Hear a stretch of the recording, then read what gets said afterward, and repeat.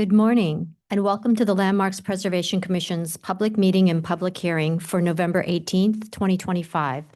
We're going to begin by taking attendance, and I'm going to ask our legal counsel, Mark Silberman, to call the roll. Vice Chair Master, Here. Chen, Here. Commissioner Chu, Here. Mr. Ginsburg, Here. Mr. Goldblum, Commissioner Quimby, Here. Commissioner Jefferson, Here. Commissioner Mann, Commissioner Wilder.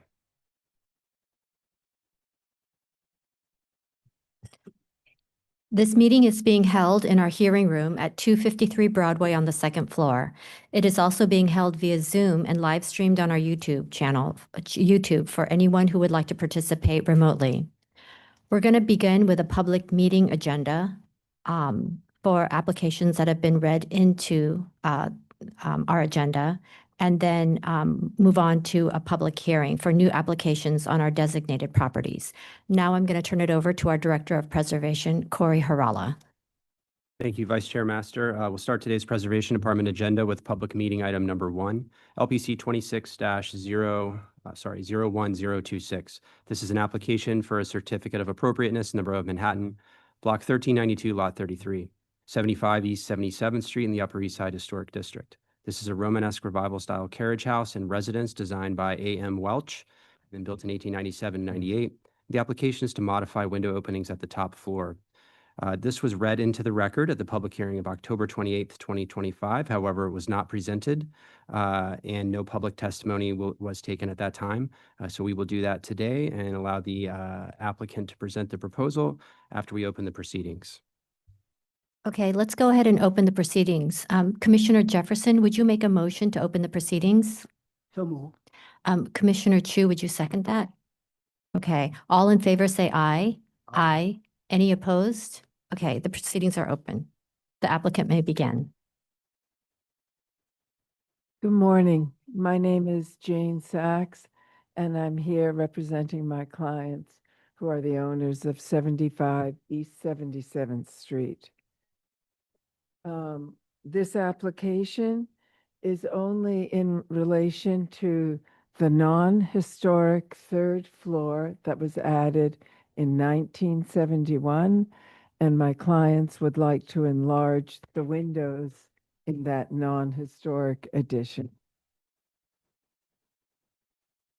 The carriage house is Romanesque revival with brick and limestone facade, and it was built in 1898 by Alexander M. Walsh. The carriage house is located on the north side of 77th Street between Park and Madison, as you can see on the slide, and it is in the Upper East Side Historic District. This slide is to show you the photos.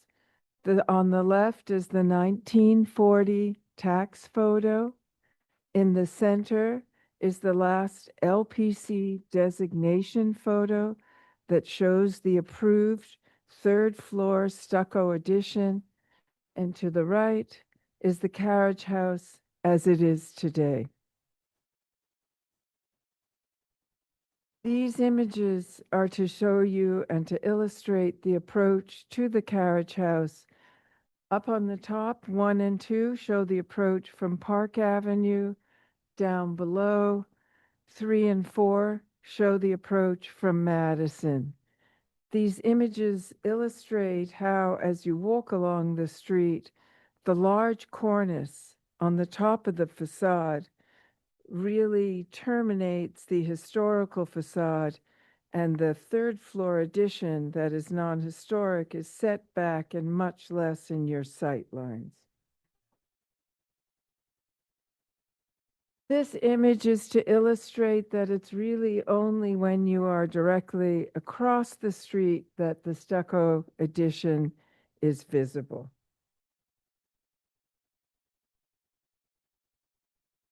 This image is to illustrate to you on the left, we have the house, the carriage house as it is now, and on the right are the proposed windows. The proposed windows are taller than the two existing punched openings. We are proposing a continuous glazed figure with a spandrel panel where the interior partition meets the front facade. The new windows are reminiscent of the New York studio window with narrow style metal casement windows. The proposed studio window recalls the fenestration on the second floor. If you look at the image there, the masonry panel on the second floor is set back, implying almost a continuous line of windows on the historic second floor. What we are proposing with the continuous line of glazing is a similar figure as there is existing on the second floor.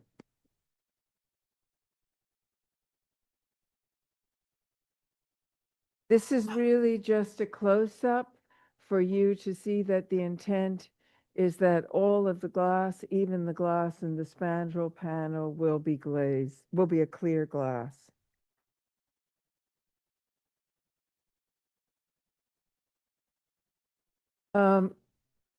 This is a drawing of the front facade showing the existing and proposed windows for the non-historic addition.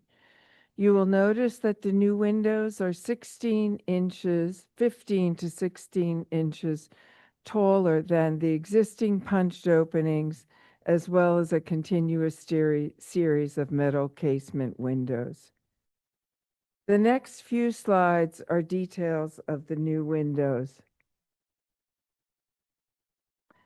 This is an elevation and plan section, elevation of proposed windows with the spandrel panel. It will be clear glass, but because there is a panel behind it, it's rendered a little darker.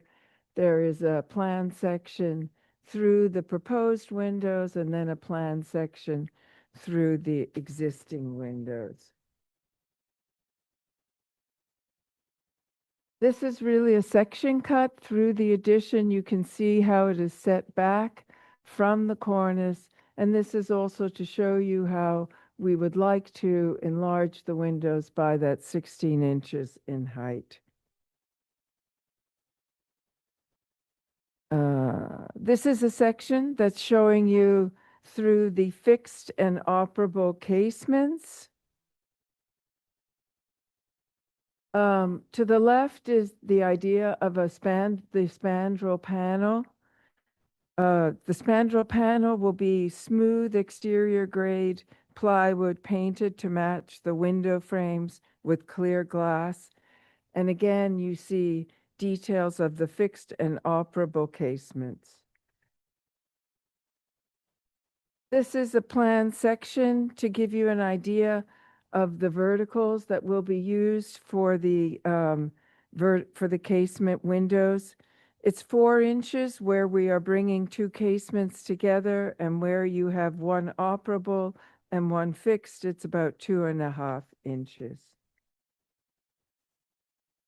This is the final slide, and this is really, again, the rendering of the existing and proposed, which we feel illustrates the improvement to the 1971 addition with the new studio windows. Thank you. Thank you. Commissioners, do we have any questions? Okay, Commissioner Chu? Just a detail question, but when you look at the details behind what you're calling the spandrel, Mm-hmm. will you put that up? Okay, now you're pushing my skills here. I go backwards? No. Well, that's fine. This is fine here. I'm here? Okay. I just want to make sure it's essentially a shadow box. Is Exactly. what you're doing.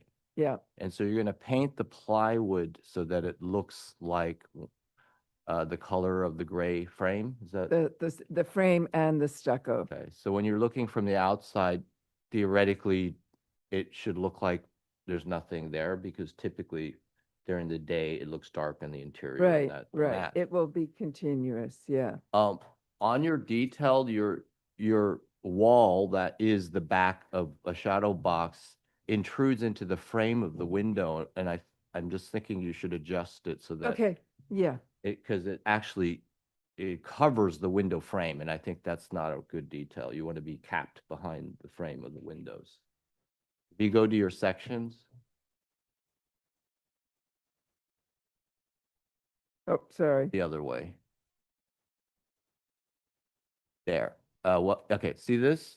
On the Yeah. left detail, Yeah, that panel should be back to where the frame of the window wrapping around each of Okay. these is. okay, so it It will look encapsulates. strange that Yeah. it's been. Yeah, placed yeah, up so there. it doesn't go beyond and it terminates And I- at the frame of the right. window. And I would Yeah. recommend just looking into it a little bit about how you ever clean the back of that, because it's trapped right now.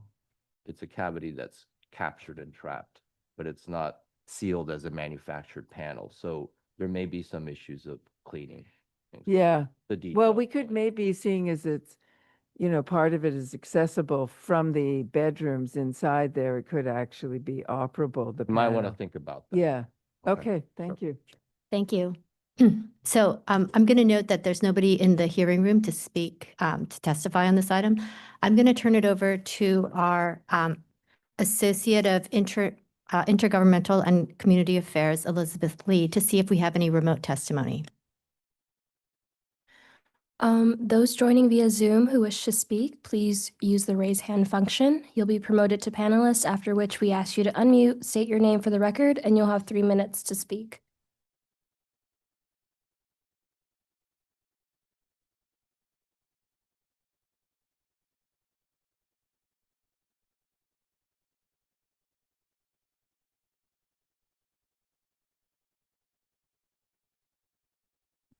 The first speaker will be Friends of the Upper East Side.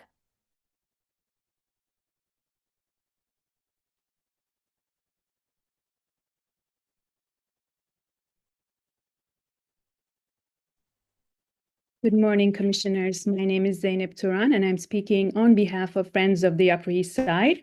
Friends cannot support this application to enlarge the existing in the non-historic third floor rooftop addition of this classic carriage house. We believe the existing arrangement of the 1971 rooftop addition's windows should be retained, as it mirrors the historic window pattern below and preserves the central blank wall between the openings. If the applicant requires additional light on the top floor, we recommend exploring alternatives such as skylights or the removal of only a couple of rows of brick above the existing windows, not 6 rows as proposed, as the addition is already visible from across 77th Street and would result in excessive glazing. Thank you, Commissioners.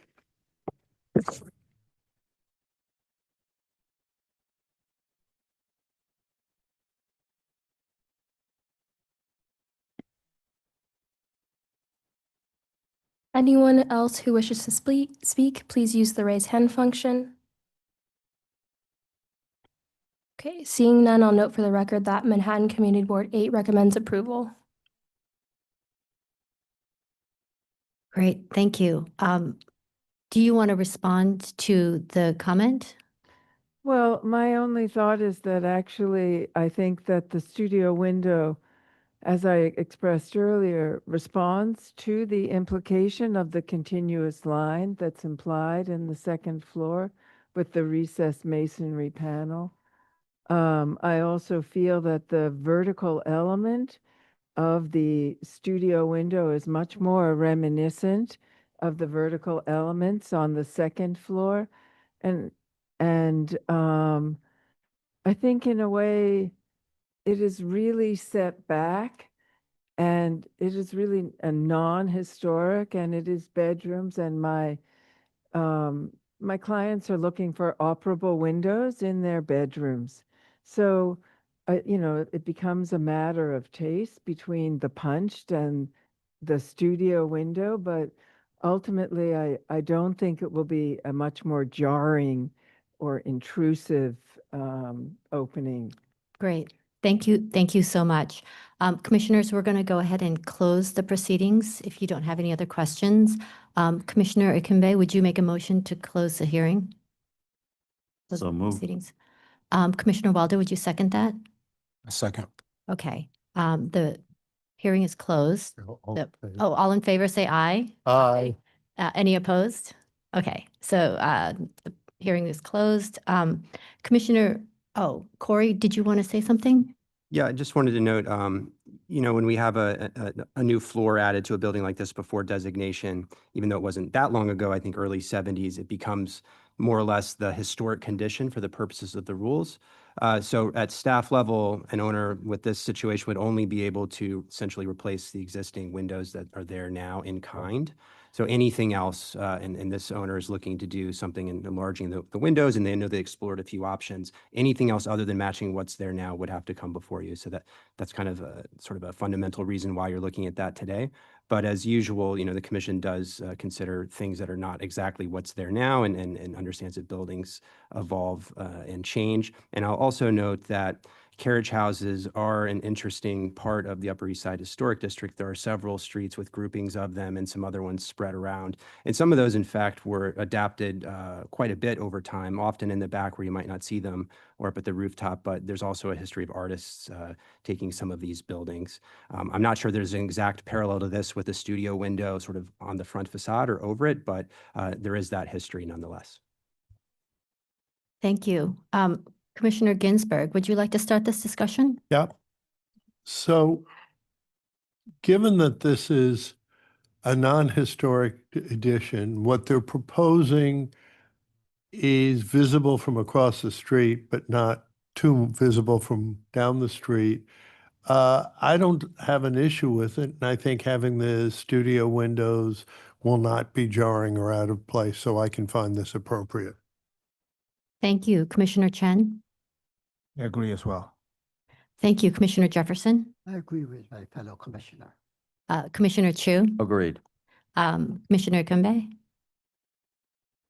Agreed as well. Okay, and Commissioner Wilder? Agree. Great.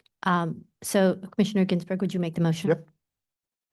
With regards to LPC 26-01026, 75 East 77th Street, Upper East Side Historic District, a Romanesque Revival style carriage house and residence designed by A.M. Welsh and built in 1897-98. Application is to modify window openings at the top floor. I note that the building style, scale, material, and details are among the features that contribute to the special architectural and historic character of the Upper East Side Historic District.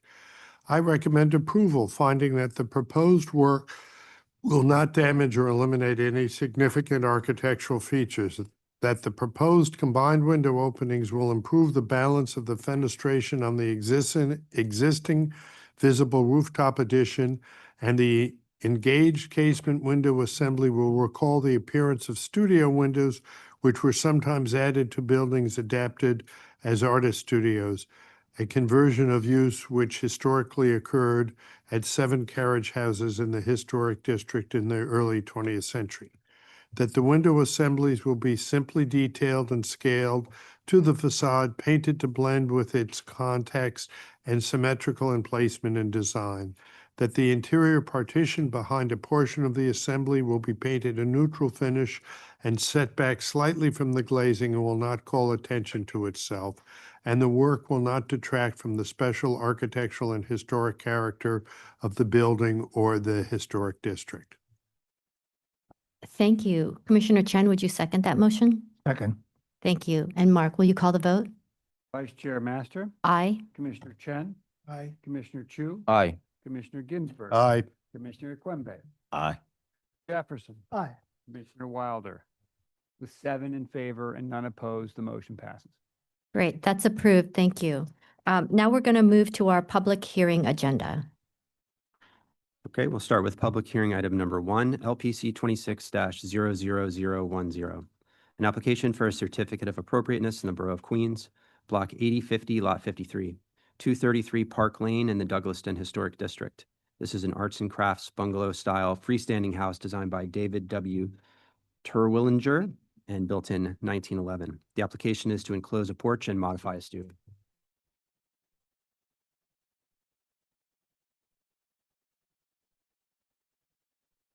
Good morning, Commissioners. Kevin Wolf. Nice to see you all in the new space.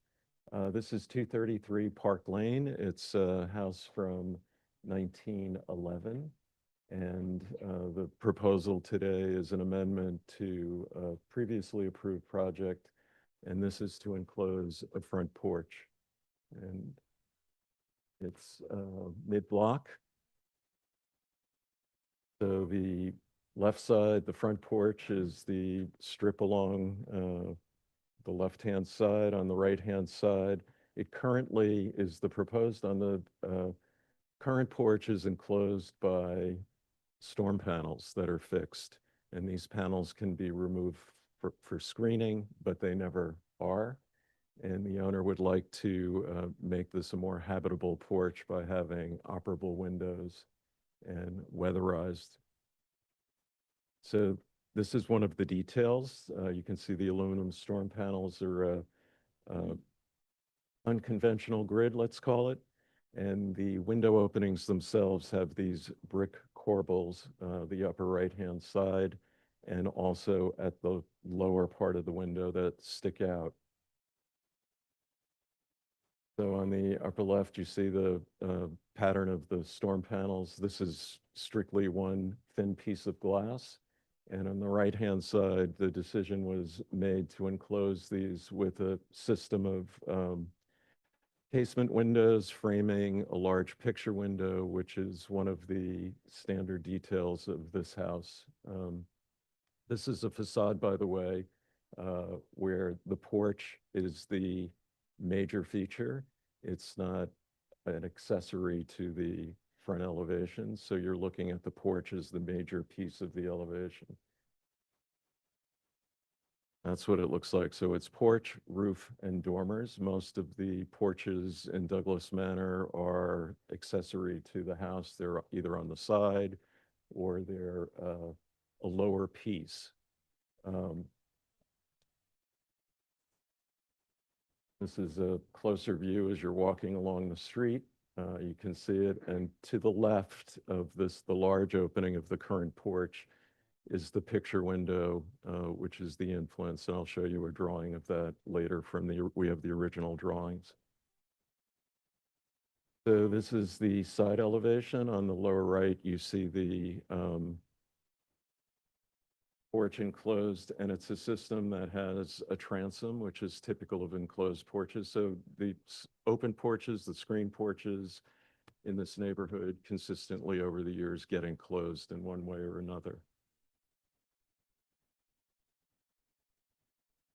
This is the other side. So the front door of this house is not at the front. It's on the west side. You're looking at the stoop that goes up to the porch, which does not go to the front door. And this is that side with the transoms and casements alongside a door that accesses it from the driveway. This is that stoop. Because of this originally being open, the top step is right on top of the glass. So for code, we have to pull that back, and the stoop, the side haunches remain, but the stoop gets pulled out so that it's code compliant and safe, which I'll show you in a moment.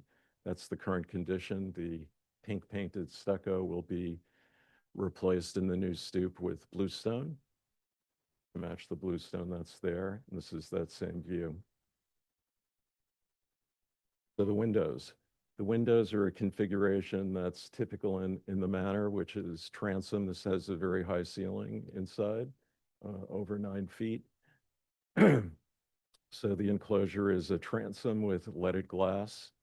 The leaded glass has a rondelle with a hand-painted bird theme in each, local birds, at the request of the owners. And these leaded glass inserts are simple, straightforward.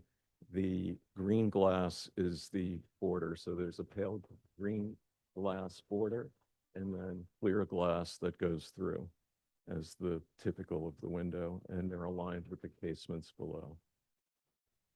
In section, the section on the left is the existing storm panel, you can see the corbels.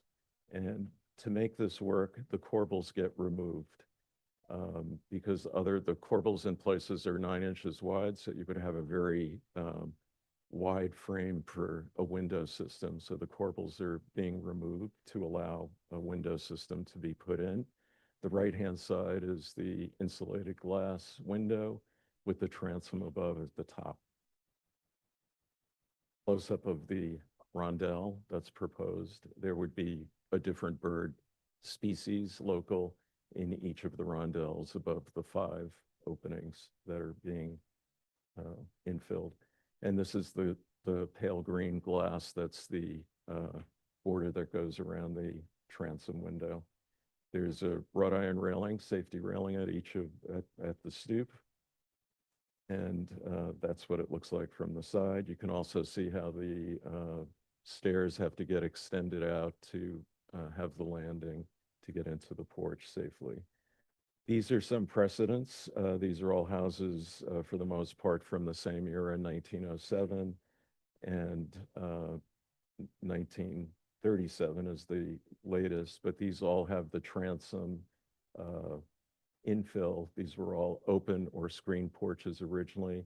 The upper left-hand one is the one that is most similar as a precedent, that has picture windows and framed by casements, and also has a main facade. This is facing Shore Road, the upper left. And that main facade has no front door, similar to 233 Park. And these are the drawings of the original. So you can see the original open porch without screens or any kind of glass. This is the east elevation that will remain as a door to get in. And this is the west side where you can see the front door to the left in this drawing. The picture window, that's the influence for the infill, and the opening with the corbels. That's it. Great, thank you so much. Commissioners, do we have any questions? Commissioner Goldblum and then Commissioner Jefferson. So, did you think that there was no way to integrate those corbels into the design of your permanent windows? No, because the corbels are set up in a way that if you try to put the windows behind them, you can't operate the casement. And you can see in this elevation. Right, And- but are your little is decorative transom operable? No, they're not, but the corbels are at the bottom. They're at the bottom and the top, and they're larger at the bottom. Go to the elevation. Sure.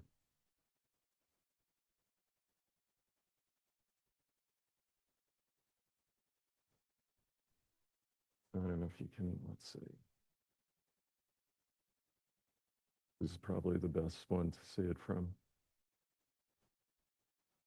And of course, the shrubs are hiding the lower But corbels. could in you this. perhaps keep the corbels on the top and not on the bottom? You can, but then you interrupt the transom that's lined up with what's below it. We looked at this every which way to see if we could keep the corbels, but it's very awkward. Okay, Commissioner Jefferson. In this drawing, you go through a lot of effort to show texture and pattern, and yet you don't show color of the window, the stained glass window, which I think it's imperative for us to be able to see what this building will look like as an arts and craft building with the stained glass window. Right. I don't see anywhere where you show the stained glass window in any coherent way that we can make a judgment of how beautiful or handsome it is. You only have it in diagrams, you don't show it in the building itself. So I found it difficult to, I like the project, but I found it difficult to evaluate it in terms of the stained glass window. Okay, Commissioner Ginsburg. So couldn't you do swing casements inside of the corbels to keep the corbels? It's a great idea. The porch is 8 feet wide. It's really narrow with piers that are 2 feet square. So in parts, it's less than 8 feet because of so it's a very tight space. Thank you. Okay, thank you. Is there anybody in this room that would like to speak on this item? Noting that there isn't, I'm going to turn it over to Elizabeth Lee for remote testimony. Those joining via Zoom who wish to speak, please use the raise hand function. You'll be promoted to panelist, after which we'll ask you to unmute, state your name for the record, and you'll have 3 minutes to speak.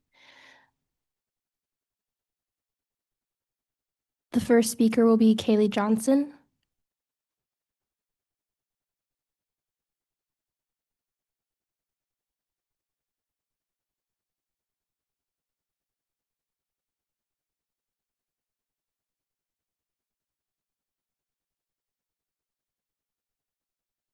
Hello, Commissioners. My name is Kaylee Johnson. I'm speaking on behalf of the Historic Districts Council. HDC finds this proposal to be appropriate and well-designed. Thank you so much.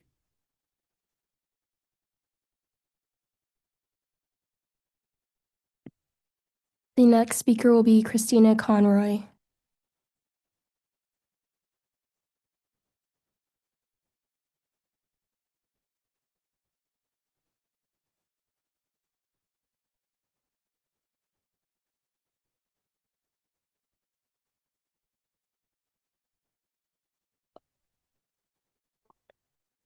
Okay. Good morning, Commissioners. I'm Christina Conroy for the Victorian Society, New York.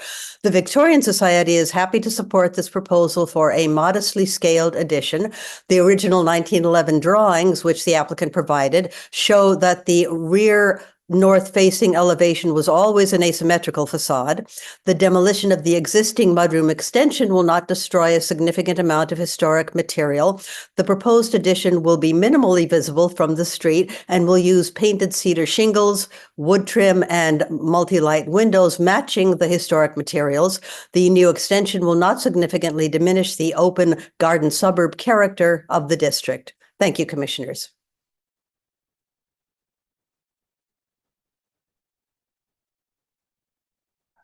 Sorry, Ms. Conroy, we're currently receiving testimony for the agenda item 233 Park Lane. This is 233. This is what I have. Okay. Sorry, I was given a wrong script. Thank you. Okay, sorry. All right, I will note that testimony submitted by the Victorian Society was received in written form in advance and has been shared with the commissioners. Oh, thank you. And okay, thank you.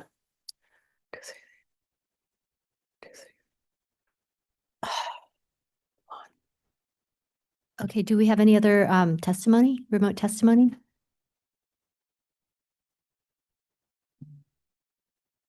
Seeing none, I'll note for the record that Queens Community Board 11 recommends approval. Okay, it looks like most of the testimony was supportive. Commissioners, do we have any final questions? Okay, let's go ahead and close the proceedings. Commissioner Chen, would you make a motion to close the proceedings? So, Commissioner Goldblum, would you second that?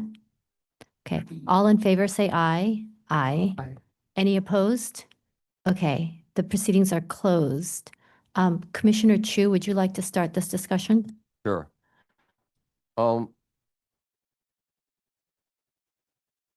I have a slightly different take on this. When I look at this arts and crafts house and also the predominance and the importance of the porch to this house, I feel like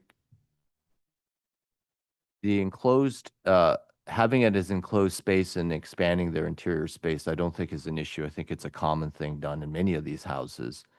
However, I feel like with what's being proposed with the complex window assembly and stained glass, that in some ways it feels like we're pretending that the porch is now part of the original interior house and losing its sense of porch.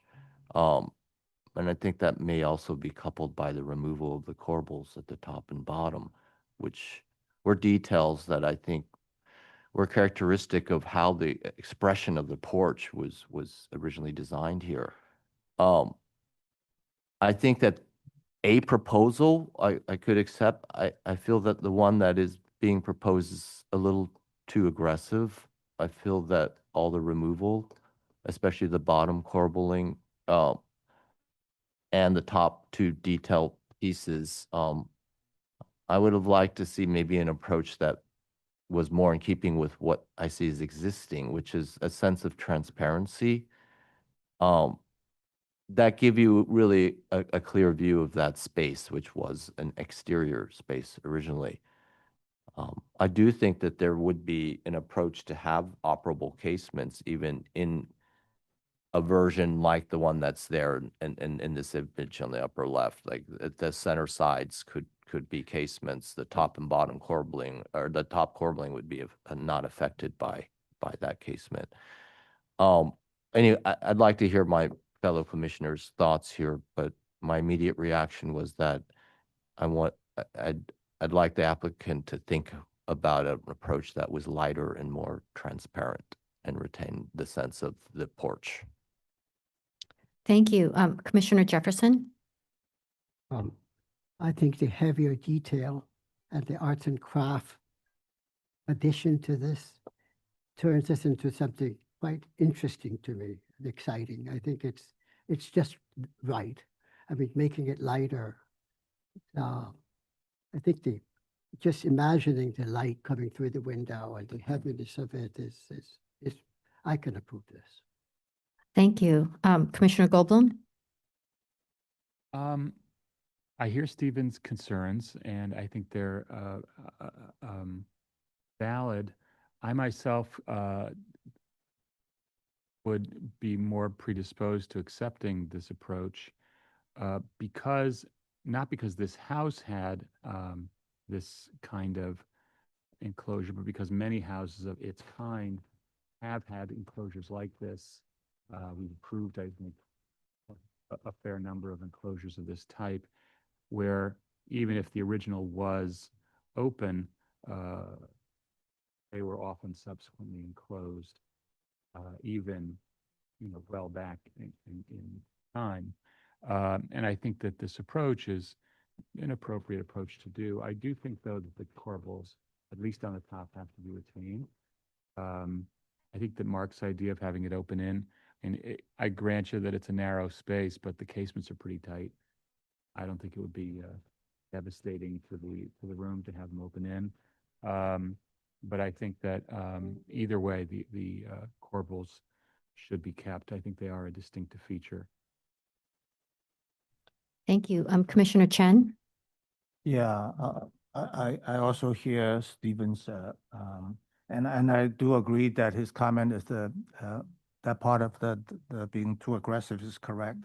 However, I'm in agreement with the Commissioner Jefferson and Goldblum that we have typically allowed the enclosure of these type of porches, but I do would like them to work with the staff on the corbelling, and then as well as maybe tone down on the part that Stephen found too aggressive. Thank you. Commissioner Wilder?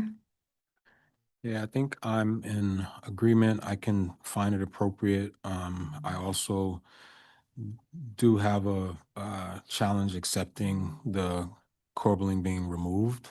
So I would like for them to try to figure out a way to keep that, but besides that, I can find it appropriate. Okay, thank you. And Commissioner Kimbe? Overall, I believe it's a pleasant solution to enclosing the porch. But as well as my fellow commissioners, I believe there needs to be some reworking or some massaging to see if as much of the corbelling can actually be maintained. And also just to ensure that even though the porch is being infilled, that it remains being a porch and a unique feature to the style of house that it was actually built in. So maybe some slight other massaging can happen with the window arrangements.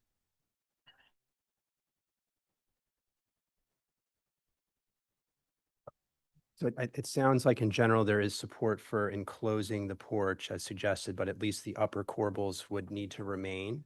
And I think at least a few commissioners wanted to see maybe a little more lightness brought into the design. So if there are enough that are comfortable working with staff on those aspects, we could make a motion for that. Are you Okay. comfortable with Yeah, that? no, just to be clear, from the beginning, I did not have an issue with it being enclosed. That's clear. None of us have an issue with that. Okay, it was just about the detailing and the, yes, exactly. Transparency, yeah.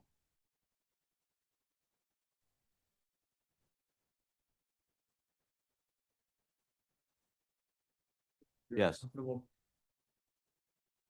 Yes, I am. I'm comfortable making it with the comments that we made. Okay. Thank you. Let's see.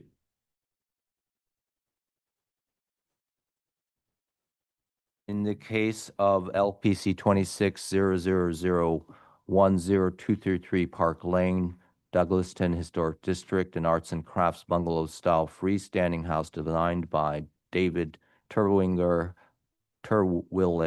and built in 1911. The application is to enclose a porch and modify a stoop. I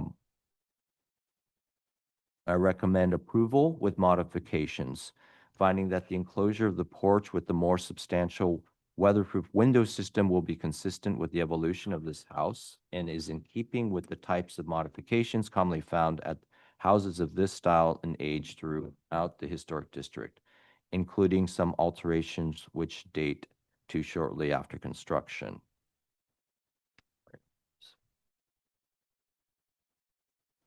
That the proposed modification to the stoop and landing will enhance access and will be in keeping with the existing stoop design and materials with step painted brick knee walls and bluestone coping.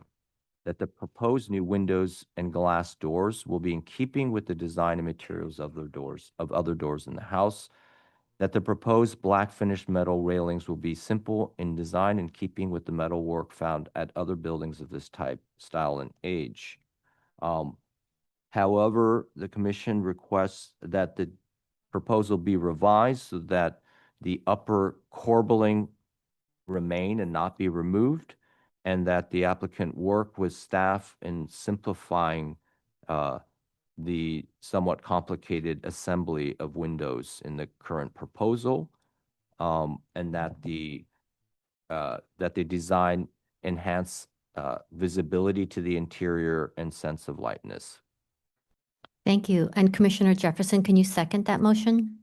So second. Thank you. And Mark, can you please call the vote? Vice Chair Master, Aye. Chen, Aye. Commissioner Chu, Aye. Commissioner Goldblum, Commissioner Quimby, Aye. Commissioner Jefferson, Aye. Wilder. Aye. 7 in favor and none opposed. The motion passes. Okay, that's approved with modifications. Please continue to work with staff. Thank you. Now we're ready for the next item.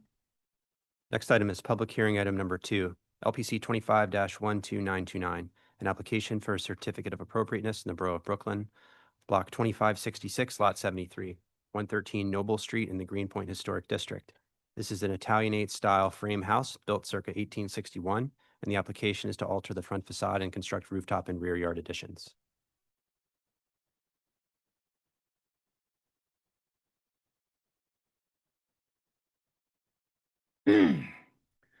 Good morning, Commissioners. Brendan Coburn, the architect for the project.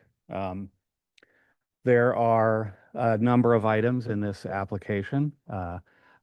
We have a rear yard extension. We have a reworking or restoration of the facade. We have a reworking of the sort of configuration of the front yard of the house, and then we have a rooftop extension. So I will get right into it. This is the block plan, and you can see our building there is sort of in the middle of the block. It is directly adjacent to a project that was approved by the commission a few years back. It was a new building, essentially a new building that was built quite large. You can see it there, 111 Noble Street, and ours is right next to it at 113. This is this is an overview of the location of the block. So it's more or less mid-block within the Greenpoint Historic District. This is us zeroing in. So 113 is there with a little red dot on it. The orange dot is the 111, which was an approved enlargement, essentially new building on the adjacent lot. There is obviously quite a bit of enlarging of houses in this neighborhood because the houses are quite small or are sort of a higgledy-piggledy of an original building and multiple accretions over the years. This is a view of our block. You can see it's sort of predominantly wood clapboard houses with a Italianate trim package. Our house is, you can see here, is covered in asbestos shingles. The pattern of the fenestration is more or less in its correct location. You can see many of the windows have been shortened. And then the building's cornice and the enframement around the front door are original. On the left is the existing plot plan for our project with 111 you can see is quite large. And on the right is our proposed plot plan for our project. So you can see that we are sort of enlarging the 25, so it's a 25-foot row house, and we are enlarging and sort of extruding back or to the north our building, and then the sort of funny 2.5-story rear yard extension is being shortened or brought back in. And you'll see when we get to the massing diagrams of the rear of the building that the building is a little bit more regularized than what it is currently. Finally, you can see on the right that we have a rooftop extension, which I'll show you shortly. These are the two tax photos. You can see the original, or what we believe is the original 1940 tax photo with window enframements, with awnings rather than shutters. It's hard to tell what the siding is at this point. When we did our probes of this facade, we found that there was below the asbestos were a sort of novelty decorative shingle, and below that were clapboards. And we are proposing to strip back to the frame and come back with the clapboard facade. So again, some contextual photos. This photo on the right shows that on this little bit of exposed wall facing west, that the novelty shingles are still there. So the asbestos shingles got put only on the front.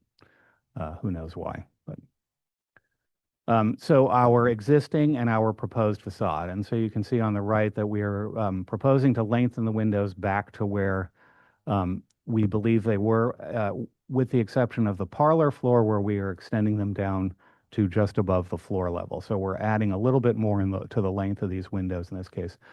We are the front enframement and little roofed portico above the front door is just scraped and painted and restored, repaired.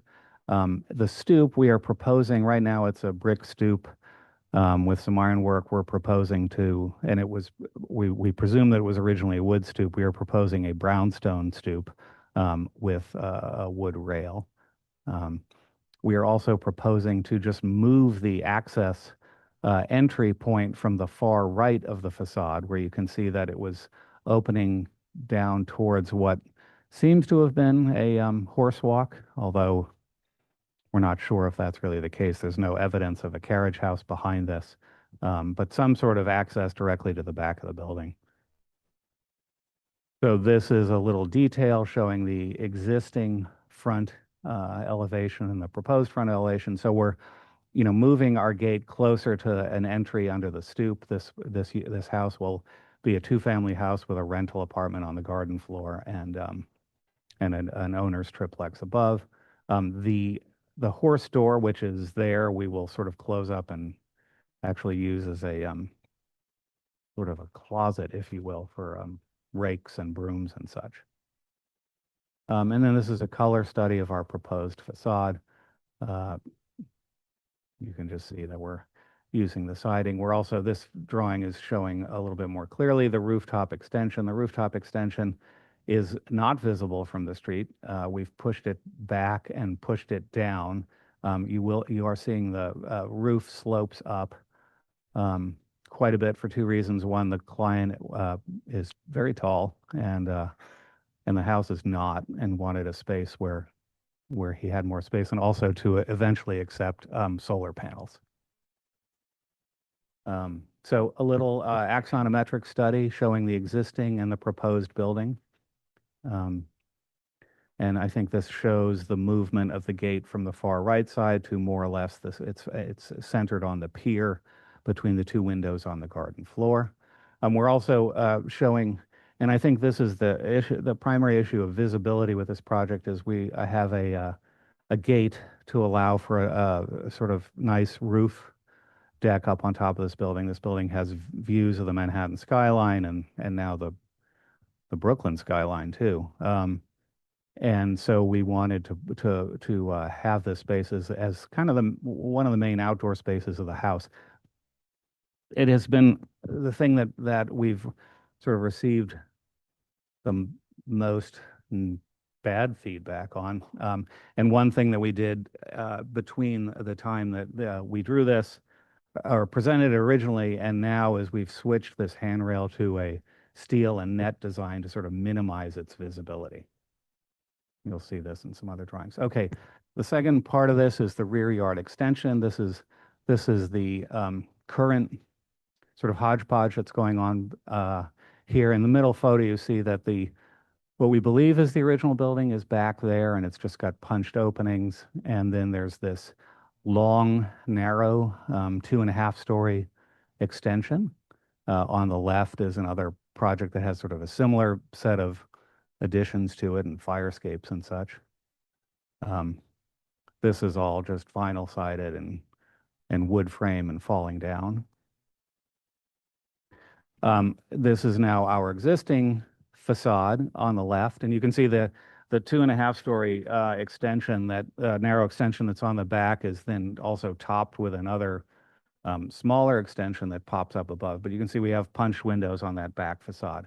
Our proposed facade here on the right regularizes the rear facade, and then the extension gets pushed back, but is pushed back from where it is currently, but is still extends out beyond the back of the bulk of the 25-foot volume. This is a color study of the same 111 Noble, the sort of large new building / extension is on the right. And this is our rear yard axonometric study of the existing sort of Branch Davidian looking complex on the left, and then our proposed altered, more regularized volume on the right, which also is, you can see quite a bit, remains quite a bit smaller than the building to the right.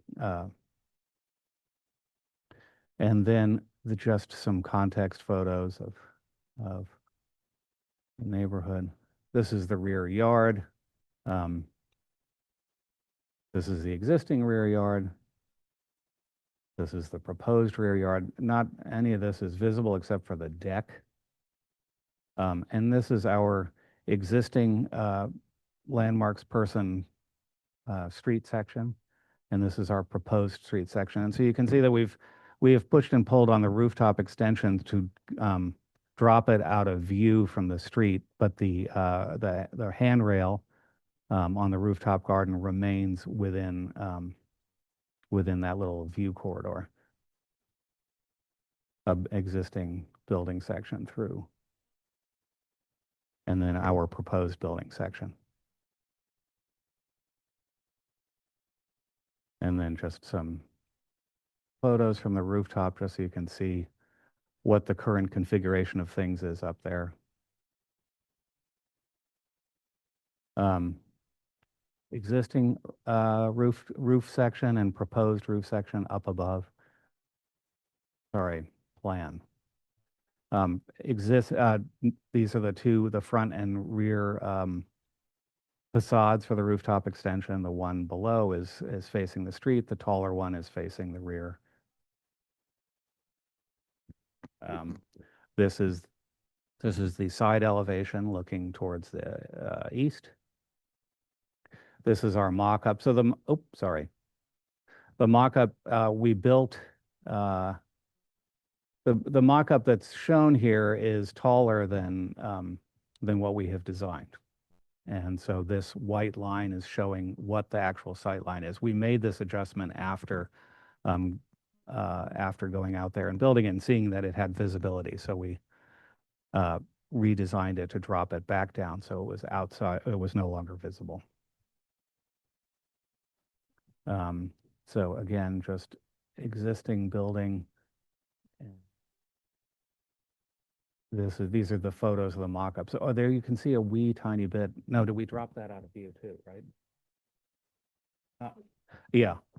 Yeah, so there is this little bit of visibility at that pushback. And then this is our initial planter plan for the front, which the community board objected to, so we've removed that. And now we just have the rail visible.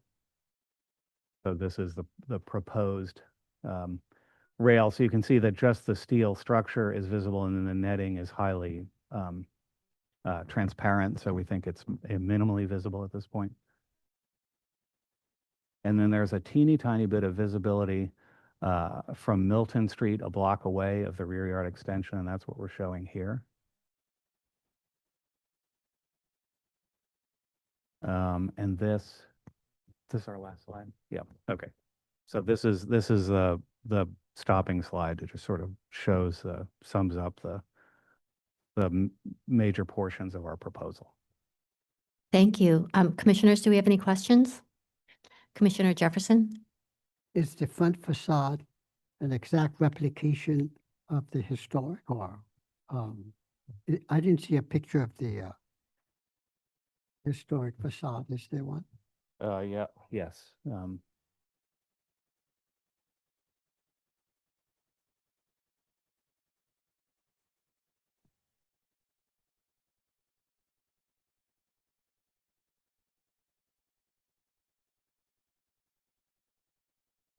There you go, on the left.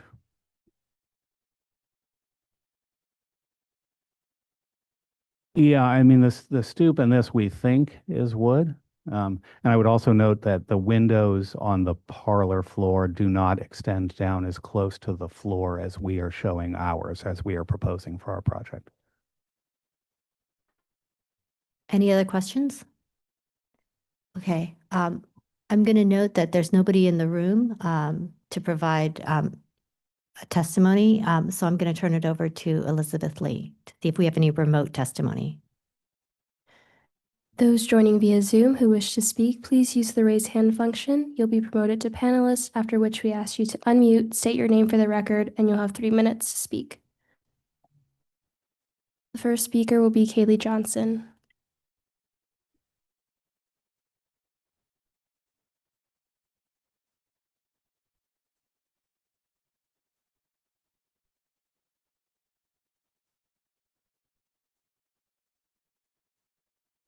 Good morning, Commissioners. My name is Kaylee Johnson. I'm speaking on behalf of the Historic Districts Council. Brendan Coburn is a member of HDC's Public Review Committee. He presented this item to the committee but was recused from the discussion.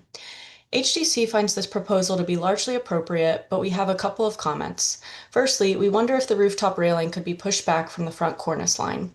Secondly, we find the novelty shingles to be an interesting feature from a later alteration, and we think the applicant should consider retaining them. Thank you.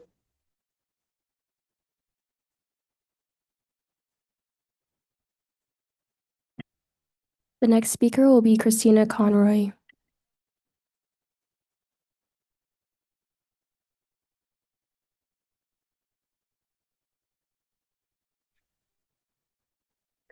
Good morning, Commissioners. I'm Christina Conroy for the Victorian Society. Now, obviously, this testimony was written before viewing this morning's presentation.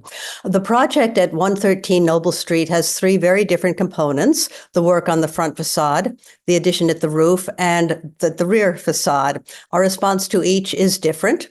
We recommend approval of the work at the front facade. It seems very close to restorative work and will bring this building much closer to its original appearance. However, we couldn't find any notes explaining what would be done with the curved novelty shingles on the small west-facing return, which are above the porch at 111. It's possible that these were added after the initial construction, but since they appear to have been here for many years prior to designation, they should be addressed. We weren't sure how visible the rooftop addition will be, as there are no pictures showing an actual mock-up of the occupiable space. However, the mock-up of the planter boxes, which are set in line with the front facade, show they will be very visible. They should be set back the maximum the DOB allows, which we believe is 6 feet. A mock-up of the actual addition should be constructed and reviewed prior to any permits being issued. Now, the rear yard addition will require demolition of an entire historic rear facade. The top floor appears to remain in place and retains at least one historic window opening. Both the top floor facade and any historic window openings should be retained as evidence of the original structure. Thank you, Commissioners.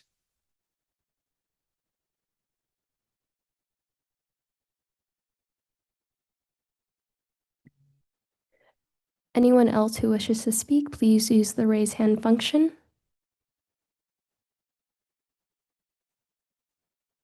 Seeing none, I'll note for the record that Brooklyn Community Board 1 recommends approval on the condition that the rooftop screening structure is redesigned to be better aligned with historic character, and confirmation that the rear extension height meets LPC guidelines. Thank you. Brendan, do you want to respond to any of the comments?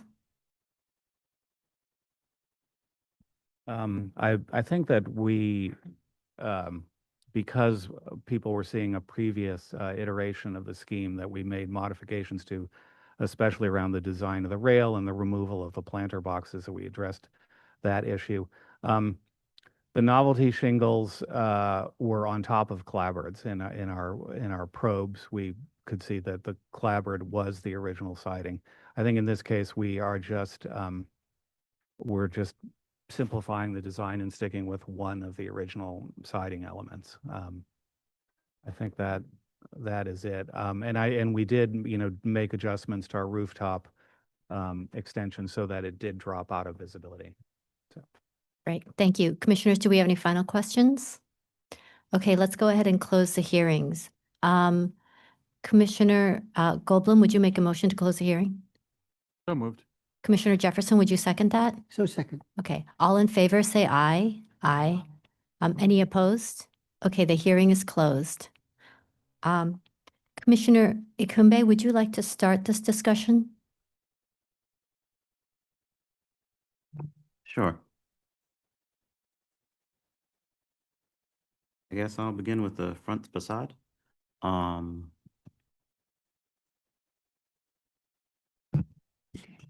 All right, I'll start with the front facade. Overall, I find the moves that are being suggested to be appropriate.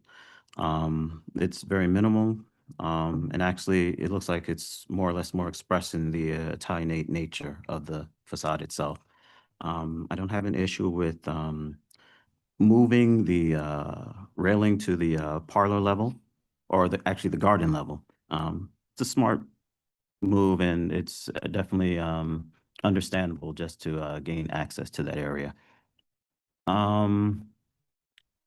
As for the rooftop addition, I believe it was clearly shown that its visibility has been taken into account, and multiple moves have been made to make sure it's in compliance.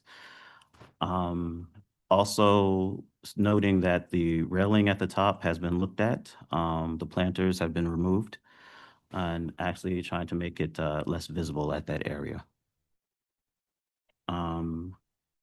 As for the rear facade, I do believe that it was actually a very, I guess, modest addition. And it actually takes away from some of the square footages that were actually back there before. But it also maintains uniformity with the neighborhood itself, and especially since the neighborhood has a collection of alterations of that type. So overall, I can find this appropriate. Thank you. Commissioner Chu? Yeah, so I think in general, this is a good and appropriate proposal. The front facade, I think, is improvement to what's there now. The only comments I have about the front are that perhaps the stoop being brick or wood might have been more in keeping with this house and in fact the brick base of this existing house than the brownstone, which is not typical for this type of house construction. And I do think that the guardrail at the roof could be pushed back slightly to reduce its visibility. Otherwise, I think it's a handsome proposal for facade.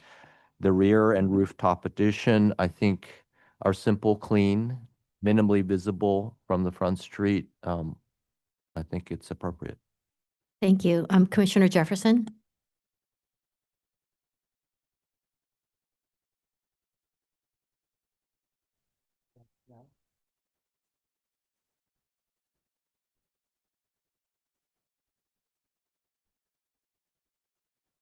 Materiality of the brick stoop of the, could be dealt with the staff and decided with the staff.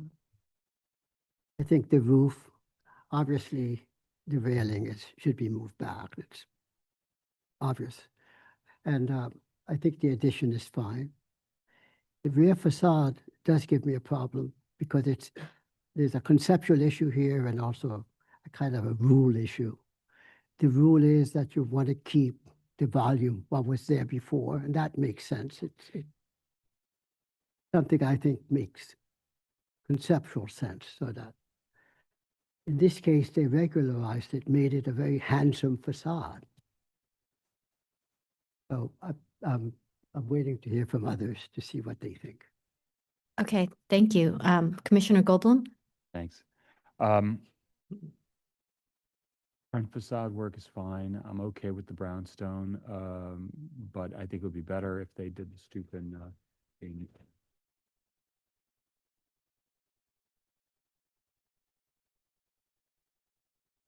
by. So I think that lightness, if that isn't there, would be a better way to go. But I'm okay with it as is. The railing at the roof should be set back. Clapboard on the side is okay. The gate stuff is all fine.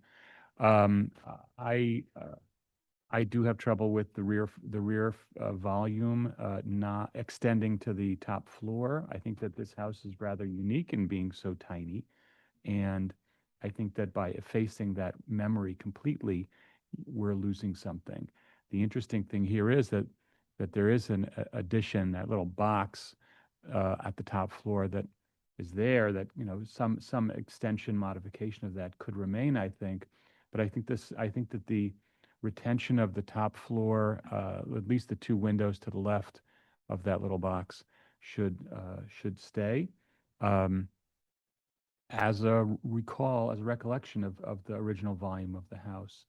Otherwise, I think that I think that the rear work is okay. The rooftop, if one were to keep the rear facade at the top floor, as I'm suggesting, the roof addition would have to be modified.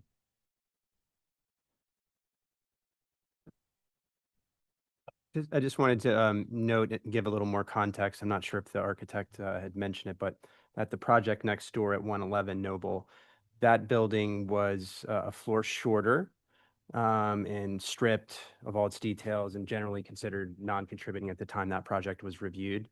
And that approval represents adding an additional floor at the street level, at the street wall. And as you can see, sort of going upwards into the back rather deeply. That house too had its original rear facade and a L extension, a very deep L extension.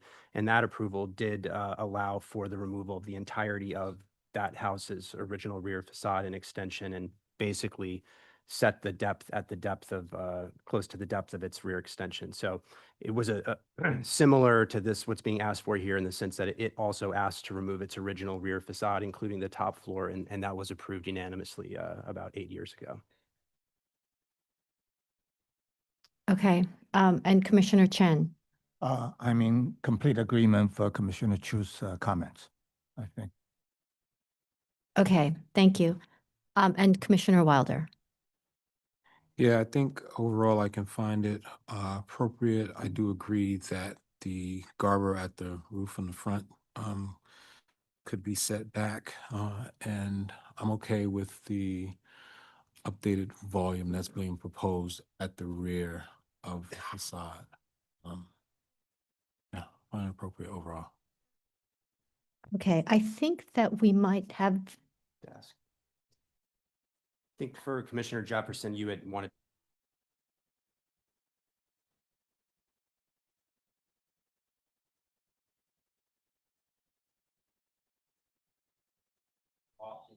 Approach.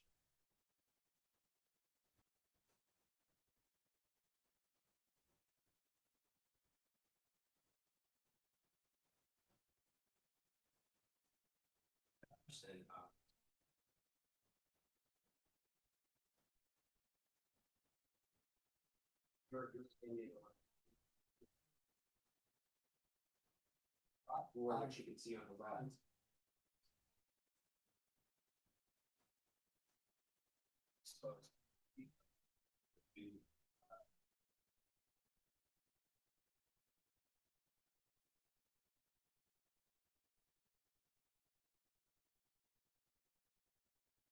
This particular.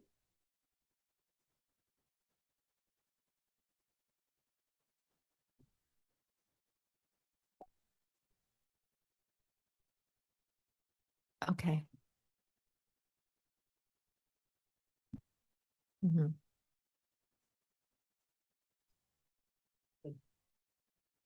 Okay, great. Thank you so much. So, Commissioner Akinbe, I think we can probably read the motion and maybe perhaps add that some of the commissioners, I think, felt that the railing should be pushed back and that perhaps they should look into studying the material of the stoop with staff. Is that okay? Okay, thanks. Matter of LPC 25-12929, 113 Noble Street, Greenpoint Historic District.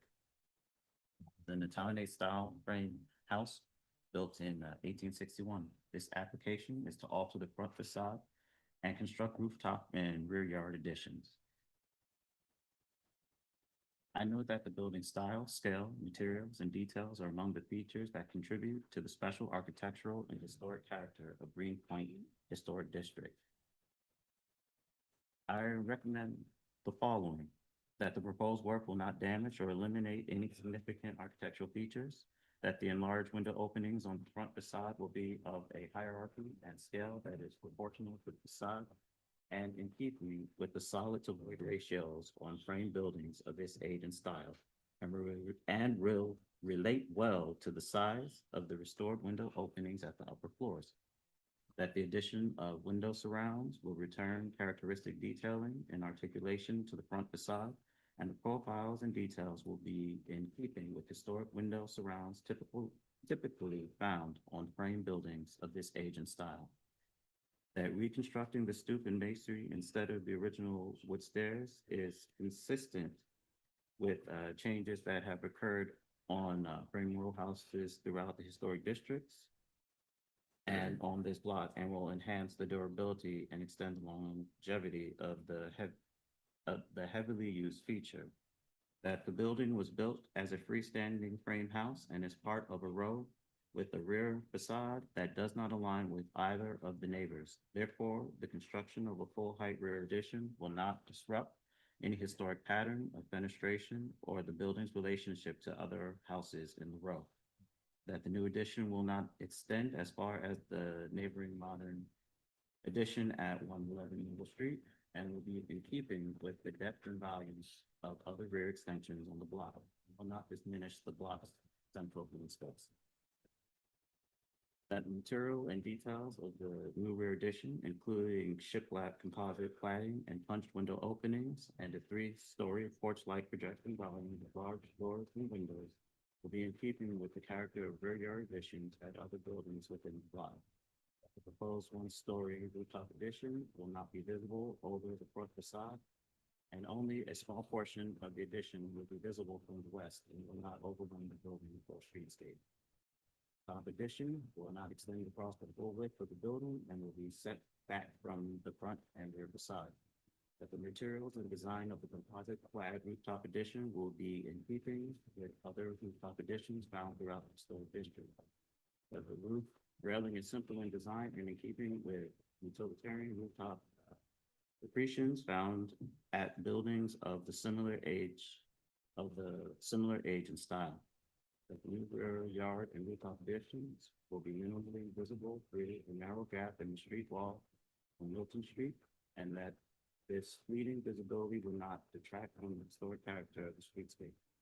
That the proposed excavation work will provide for a new partial south floor and will occur within the footprint of the existing building, and that the new rear yard addition and that its significant portion of the rear yard will remain unexcavated, thereby retaining green space at the block interior. And that the excavation and any unnecessary underpinning will be done in compliance with the Department of Buildings regulations under the supervision of a licensed professional engineer to protect the building's facade and adjacent buildings. However, I find that the rooftop railing will be highly visible over the front facade, and that the brownstone stucco of the stoop with wood balustrades and railing is not typical of the materiality of replacement stoops on frame houses on this block, most of which are brick with no railings. Therefore, I recommend that the rooftop railing be set back from the cornice to minimize visibility, that the new stoop be constructed either of wood or composite wood to match the original, or brick with no railings to be consistent with others on the block. Or we can continue that discussion and explore all options with this staff. Or to continue the discussion. Commissioner Chu, would you second that motion? Second. Thanks. Mark, will you call the vote? Vice Chair Master, Aye. Commissioner Chen, Aye. Commissioner Chu, Commissioner Goldblum, Nope. Commissioner Ikwembe, Aye. Commissioner Jefferson, Commissioner Wilder. Aye. 6 in favor and 1 opposed. The motion passes. Thank you. That's been approved. Please continue to work with staff. Now we're ready for the next item. All right, next item is public hearing item number 3, LPC 25-03800, an application for a certificate of appropriateness in the Borough of Brooklyn, Block 1964, Lot 64, 62 Cambridge Place in the Clinton Hill Historic District. This is a French Second Empire-style house designed by William Rushmore and built circa 1863. The application is to construct an addition above the attached garage and also to construct an accessory structure in the rear yard.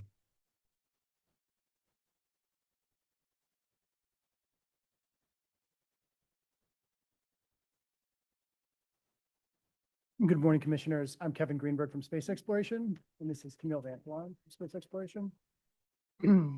Our proposal is to make 2 modifications to this. Our proposal is to make 2 modifications to this this house in the Clinton Hill Historic District. A little bit of context first. Our client, the owner of this house, is a working artist. She hired us because she wants to take better advantage. She likes al fresco dining and being outside, and she wants to take advantage of the rare sort of side yard that this house boasts. She's also because of her painting practice, which is her livelihood and her passion. She wants to work from home. She currently maintains a rental studio also in the Clinton Hill Historic District, which we'll tell you more about in a little bit. But she wants her studio to be at her home in her rear yard. And so she asked us to design a studio for her that will help her practice flourish. So the two interventions that we'll present to you today reflect those desires. The townhouse was originally built in 1863 As I mentioned, it's located in the historic Clinton Hill District. It was originally built with a wooden porch on the left-hand side, which served as the main entrance. The porch was removed sometime between the 1940s and 1980s and replaced with a single-car garage, which is visible in the photo, the 1981 designation photo. And the main entrance was relocated to the ground floor, slightly below grade. This photo presents site context, so that this is the typical donut block with two openings on the south end of the block. We're proposing to recreate an open porch above the garage, as well as a new accessory structure in the rear yard, the art studio. Documentation of existing extensions on the block. So you'll see here our legend on the left. In blue, you see single floor additions. In yellow, 2-floor additions. Green represents 3-floor additions, and in coral or pink, you'll see 4-floor additions, which there's only 2. The house, our house is, the property line of our house is represented with a dashed line. Camille, do you have anything down? So we have 2 openings on the block, as you can see. So in this next slide, you can see the views from those 2 openings. In either case, you wouldn't be able to see our additions because the angle, the adjacent properties, and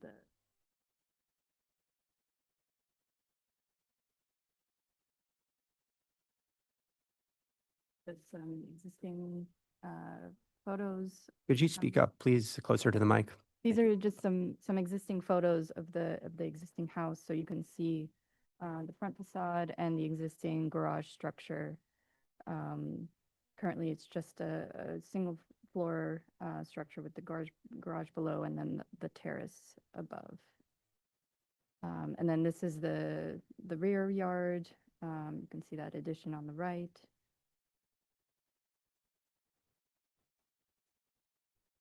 Start with intervention 1 being the T-porch. So this is our proposed design from the street. So you can see the side-by-side with the original 1940s tax photo. So in design, we tried to emulate the previous porch, both in proportion and scale. So you can see we've adopted a 1/3, 2/3 proportion on that front panel. And we have a similar colonnade structure with a cornice detail at the top. Our design is a bit different since it serves a different purpose. It's a T-porch, whereas the original one was a side entrance. So we have a terrace above, and then we have a small structure in the back, which you can sort of see. It's really tucked behind you. You wouldn't really be able to see it from the street. It would be an outdoor shower. And it kind of replicates that same volume that you see coming off of the second floor In the tax photo.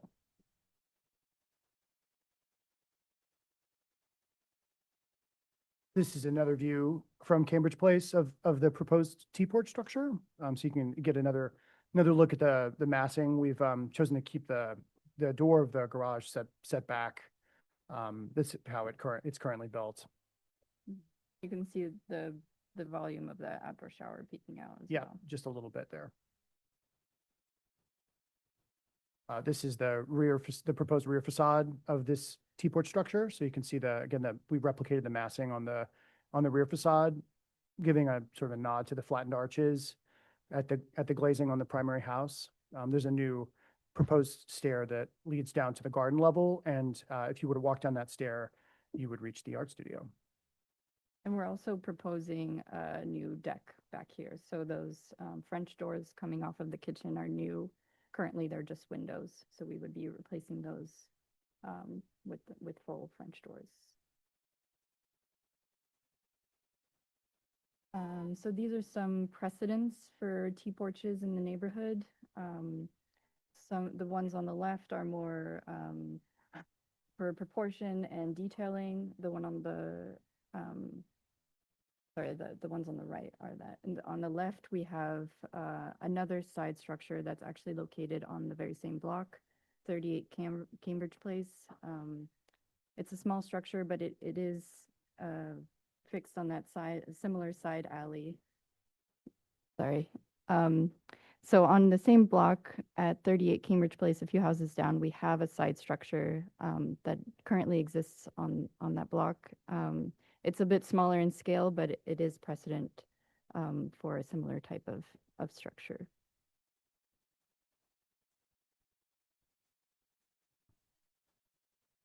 So this is our proposed design, an axonometric drawing. And part of the T-porch design is the owner would like to be able to use it kind of year round. But since the T-porch is located on the lot line, we can't have fixed windows. So we're doing removable panels, which would be able to, she would be able to put them up during the winter to winterize the space. And during the summer, we could remove the panels and they would just be an open air T-porch. The diagram shows the removal of those panels.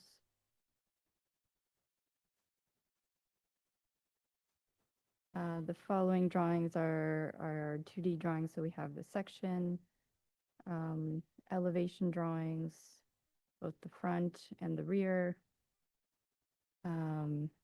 our side elevation, where you can see the repetition of that colonnade structure and the removable panels. And then these are our plans. One quick note on function. It is important for the artist to be able to move her canvases that she creates in the art studio out through the T-porch, hence the necessity for some operability of some, at least some paneling on the T-porch. So wouldn't be necessarily used for egress or anything like that, but she does very occasionally she'll need to move canvases out from the art studio to the street. Right, which is why we have those doors on the front facade. Yeah.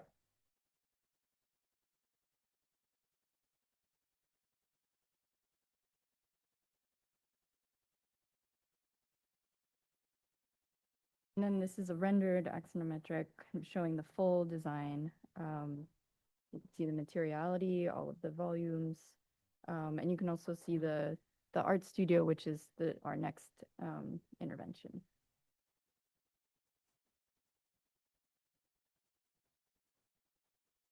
Go ahead, you can go ahead. So this is our proposed design for the art studio. It's inspired by the carriage houses within the surrounding neighborhood. We have a brick structure with a cornice, detail, wood French doors. And then we are proposing an inset limestone detail with some figurative design on both sides. Replicate some of the detailing inside the house that currently exists. So this is a district plan showing our precedents. So we have back house structure precedents, carriage house precedents, and this map also shows the location of the current art studio that our owner works from, 22 Lexington. That's that red marker. So this is her current practice. It's also an existing back house structure within the district. And these are some other ones that we've documented, all within Clinton Hill or Fort Greene. Half of these are equal in size or larger than the structure that we're proposing. And half of them are also equal or larger in depth. And these are some of the carriage house precedents that we looked at for materiality, proportion, and Scale, massing. yes. Yeah, and just a general approach to ornament. Yeah.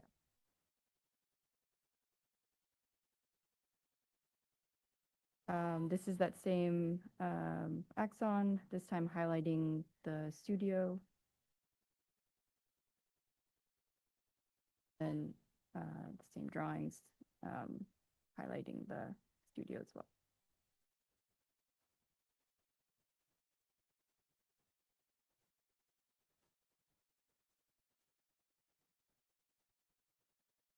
And then this is our final image showing the full proposal for both the T-porch and the art studio. This is an Exxon that depicts the entire proposal. So both of the proposals, in relation to the main volume of the house. That's our proposal. Great, thank you so much. Commissioners, do we have any questions? Okay. Is there anybody in this room who would like to speak on this item? Noting that there isn't, I'm going to turn it over to Elizabeth Lee for remote testimony. And I'll also just note that we do have on Zoom the property owner, Jenna Gribben, who may be responding to questions following testimony. Those joining via Zoom who wish to speak, please use the raise hand function. You'll be promoted to panelist, after which we ask you to unmute, state your name for the record, and you'll have 3 minutes to speak. The first speaker will be Kaylee Johnson.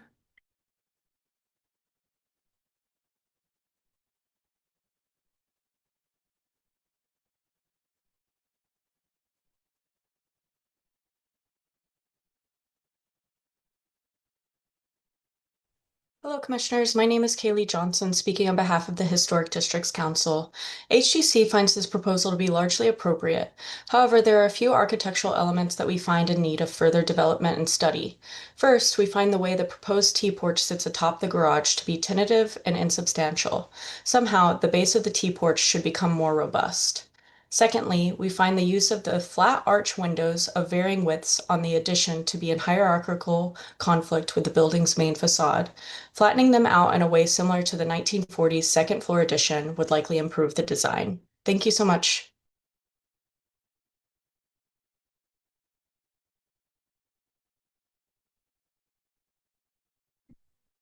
The next speaker will be Christina Conroy.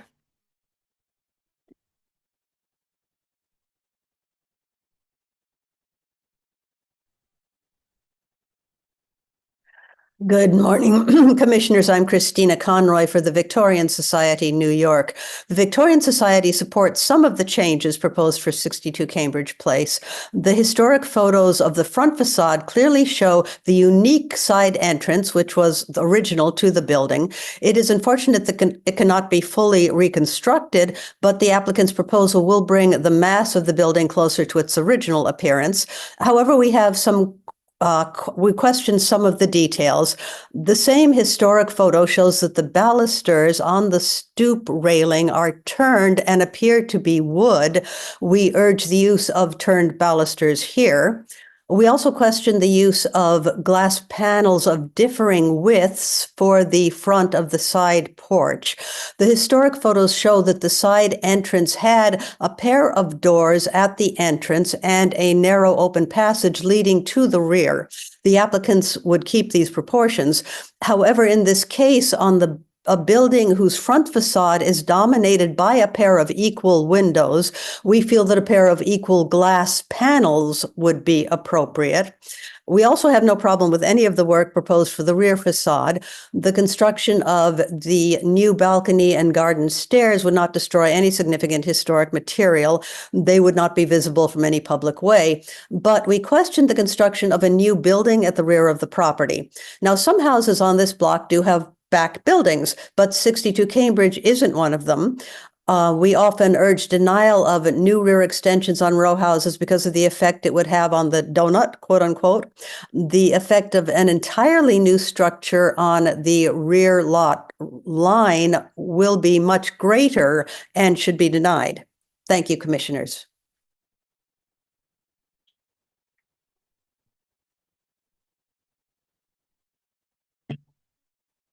Anyone else who wishes to speak, please use the raise hand function. Seeing none, I'll note for the record that Brooklyn Community Board 2 recommends approval and CRNP of Clinton Hill and Fort Greene recommends approval on the condition that the garage door is redesigned in line with the front of the porch and the sidewalk iron fence is finished with 2 gate posts on either side. Thank you. Would you like to respond to any of the comments? Or would the owner want to respond?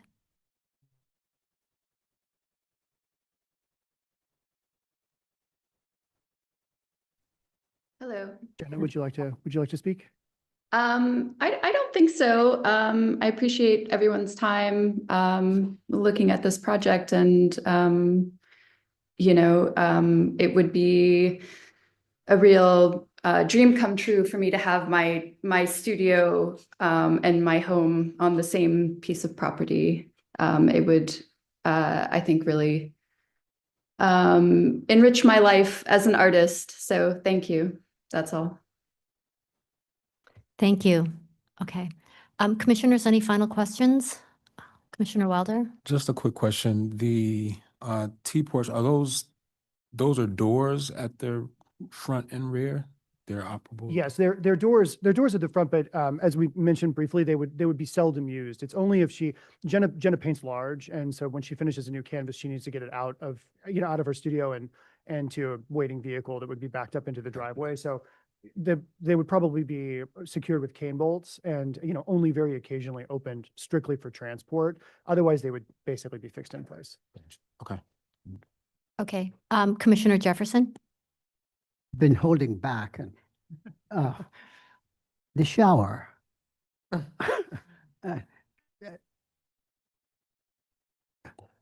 Help me, why an exterior shower in Brooklyn? It's a folly. I mean, it's just a nice amenity to have. I think because we have this terrace and it's adjacent to her bedroom. I think it's just something the owners would enjoy using.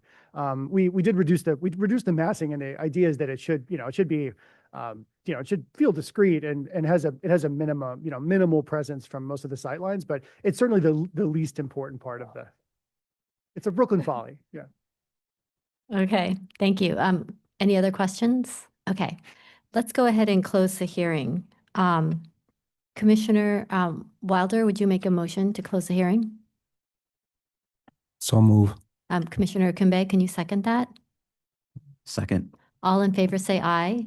Aye. Any opposed? Okay, the hearing is closed. Commissioner Chu, would you like to start this discussion? Sure. Beautiful house. And I do think that this is a really unique historic structure especially with this side entry. I found that such a beautiful scaled project. But what's being proposed, I think, I wish they could have reused that as the entry. That would have been wonderful, although that's not what's being proposed. I still do feel that in general, that it is reminiscent of the original structure, this T-porch. I think in general, I find this quite appropriate. I do feel that it does feel a little odd suspended above the garage. I think that maybe some of the detailing at the base could be looked at to provide a little bit more of a sense of this as a separate piece and not just floating. However, I do think that that the function and reintroduction of this is a positive thing. The rear addition, there were some comments about the scale and the size. Personally, I think it's appropriate. I'm okay with it. It's not visible. It's relatively low.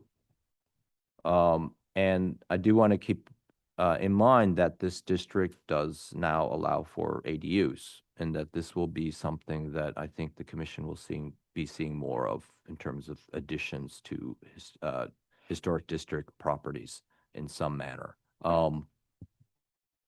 Yeah, overall, I think this is an appropriate proposal. But I think that the comments about the elevation were not totally off base.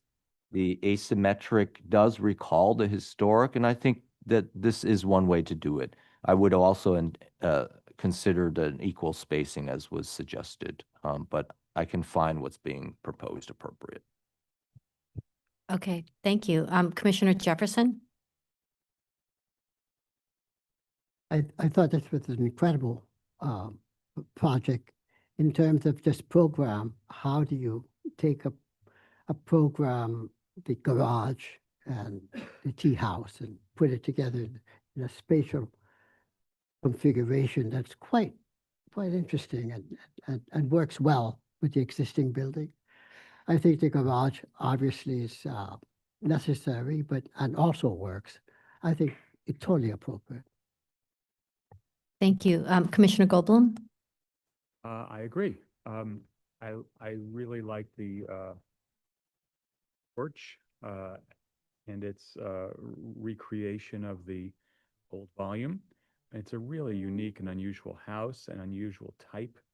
And I think that it maintains that transparency to the back that you could see in the original photos, which I think will really enrich the experience of the district.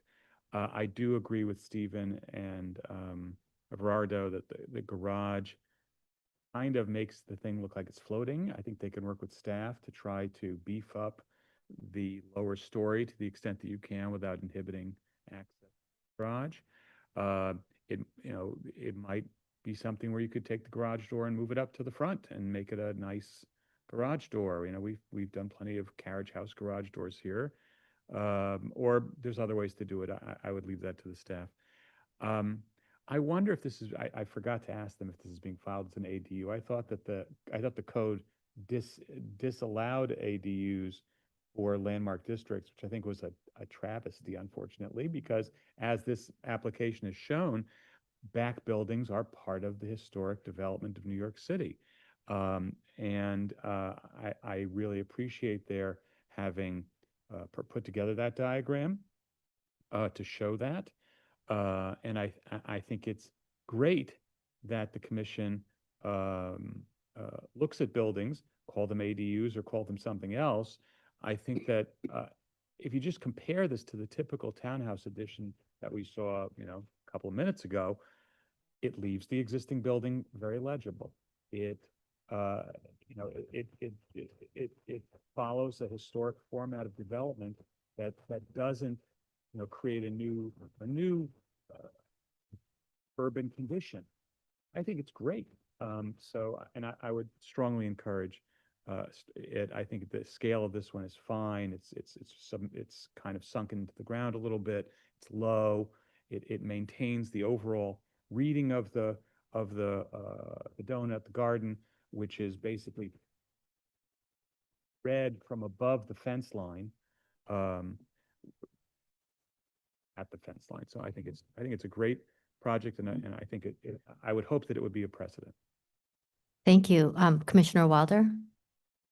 Yeah, I agree with most of the comments already made by fellow commissioners. I really like the original design of the building, and that visibility to the rear. I wonder how it's really hard to see the side, I guess the adjacent yard, side yard, to see the relationship between the new porch and the wall. I think it's very interesting that the lot line windows can be removed. I think that's a great feature to have for the space, so it can feel open to an extent. So I'm okay with the T porch and the terrace. I also think that the size and scale of the back building is okay. The adjacent property building is only 3 feet shorter, so I don't think that's that much of a difference. So overall, I think I agree with all of the comments said before, and I can find it appropriate. Thank you. And Commissioner Kembe? Yes, overall, I find the application appropriate. I appreciate the reintroduction of the T porch. I do agree that it can be looked at based off of the placement of the garage and how the base of the T porch could be looked at potentially with the staff. And also, I don't have an issue with the introduction of a rear yard building. I think it's properly scaled and it works well. Okay, thank you. Stephen, do you feel comfortable reading it, perhaps with them working with staff on the detail of the base? Sure. In the case of LPC 25038000, 62 Cambridge Place in the Clinton Hills Historic District, a French Second Empire style house designed by William Rushmore and built 1863. The application is to construct an addition above the attached garage and an accessory structure at the rear yard. I recommend approval with slight modification to the tea house structure. As commissioners noted, we'd like the applicant to review with staff the detailing of the base of the tea house to add a sense of weight and base. I recommend approval, finding that the proposed work will not eliminate or damage any significant architectural features, that the construction of a one-story side addition on top of the existing garage will return the side of the house closer to its historic appearance, which included a side porch with main building entry, that the proposed wood and glass addition will recall the historic side porch entrance in terms of placement, material solid to void ratio, level articulation, vertical piers, and cornice termination, that the design of the side addition and simple metal roof guardrail will be compatible with the house in terms of materials and details while identifying it as a modern appendage. That the small shower enclosure at the roof of the addition will recall a projecting bay, which historically existed at the side facade when seen from limited views from the street. That the proposed studio accessory building at the rear of the lot will not be visible from a public thoroughfare. That the proposed rear studio building will be in keeping with historic and modern structures sometimes found behind row houses within this block and the historic district in terms of placement, basic form, and height, including an existing garage at the rear of an adjoining yard. That the proposed rear building's brick cladding, punched windows, multi-light infill, and moderate ornamentation will relate well to the house. And that the construction of the proposed addition and new building will not eliminate the presence of a rear yard or disrupt the sense of continuity and openness within the central green space. Thank you. Commissioner Jefferson, would you second that motion? Second. Okay. Mark, will you call the vote? Vice Chair Master, Aye. Commissioner Chu, Goldblum, Commissioner Quimby, Aye. Commissioner Jefferson, Aye. Commissioner Wilder. Aye. 6 in favor, none opposed, the motion passes. Okay, that's been approved. Please, with modifications, please continue to work with staff. Now we're ready for the next item. Right, next item is public hearing item number 4, LPC 26-01318, an application for a certificate of appropriateness in the Borough of Brooklyn, Block 2101, Lot 40, 166 Dekalb Avenue in the Fort Greene Historic District. This is a mixed-use building designed by Abraham Fisher and built in 1940, and the application is to install an awning. Good morning, Commissioners. Marcello Pacheco, Preservation Staff. I will walk you through the proposal. The applicant is also here to provide additional context and answer any questions.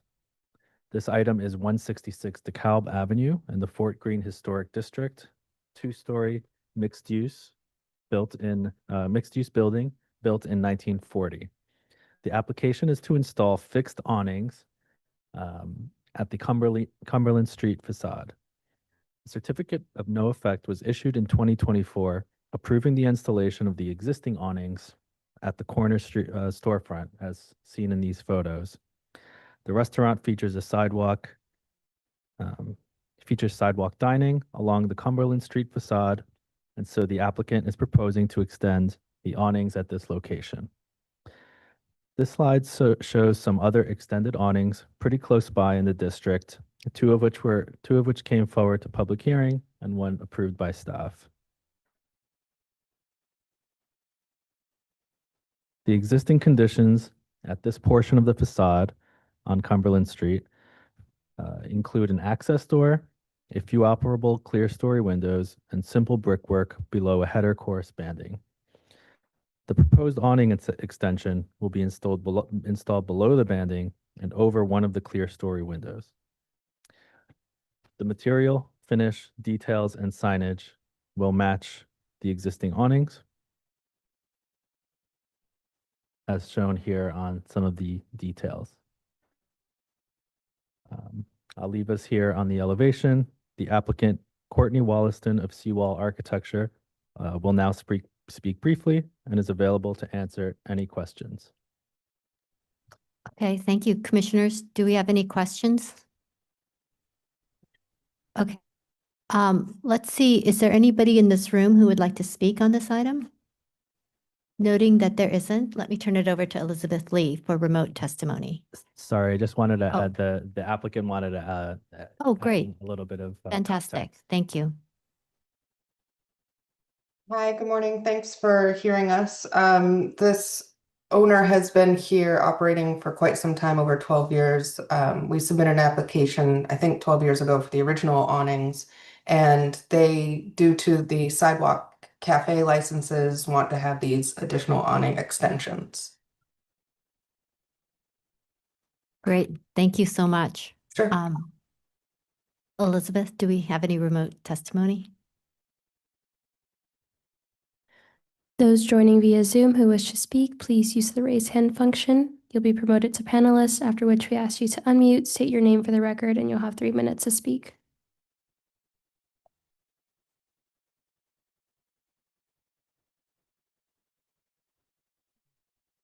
Seeing none, I'll note for the record that Brooklyn Community Board 2 recommends approval. Great. Commissioners, do we have any other questions on this item? Okay. Let's go ahead and close the hearing. Commissioner Goldblum, would you make a motion to close the hearing? Commissioner Jefferson, would you second that motion? No second. Okay. All in favor, say aye. Aye. Any opposed? Okay. The hearing is closed. Okay. I think we could pause for just a minute. One of our commissioners just stepped out. We'll wait for him to come back because we need 6 of you all to have a vote. We'll just pause just for a minute.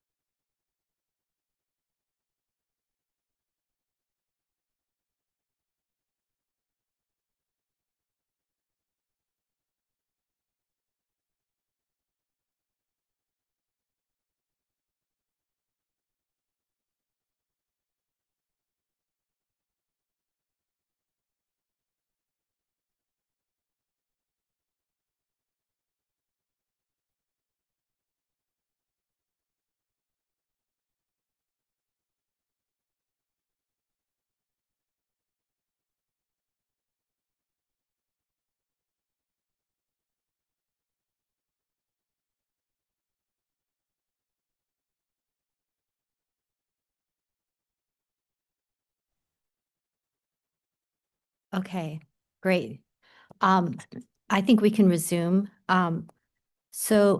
Commissioner Wilder, would you like to start this discussion? Sure. I think the two additional or the additional awning on the side of the building is appropriate. I think it matches what's already there and just kind of extends on one side of the building. So I can find it appropriate. It matches what's already existing there. Thank you. Commissioner Kimbe? I agree. I find it appropriate. Commissioner Chu? I'll just give you a brief summary. So this applicant is proposing to install, as you can see on the slide on the screen, sort of a lengthy amount of awnings continuously. The staff rules only permit an awning sort of aligned with window openings. However, in this case, there's a sort of a blank facade. It's a condition that has existed here in the past and is typical of other sort of taxpayer type buildings with ground floor storefronts where the commission has approved sort of extended lengths of awnings, even though there aren't openings below it. So this applicant is seeking for that. Yep. Yes, for sidewalk cafe. That's it. I find this. Okay, thank you. Commissioner Jefferson? And Commissioner Goldblum? Okay, great. John, will you, I'm sorry. We got a little confused. Commissioner Wilder, would you like to read the motion? Sure. Do I have the right one?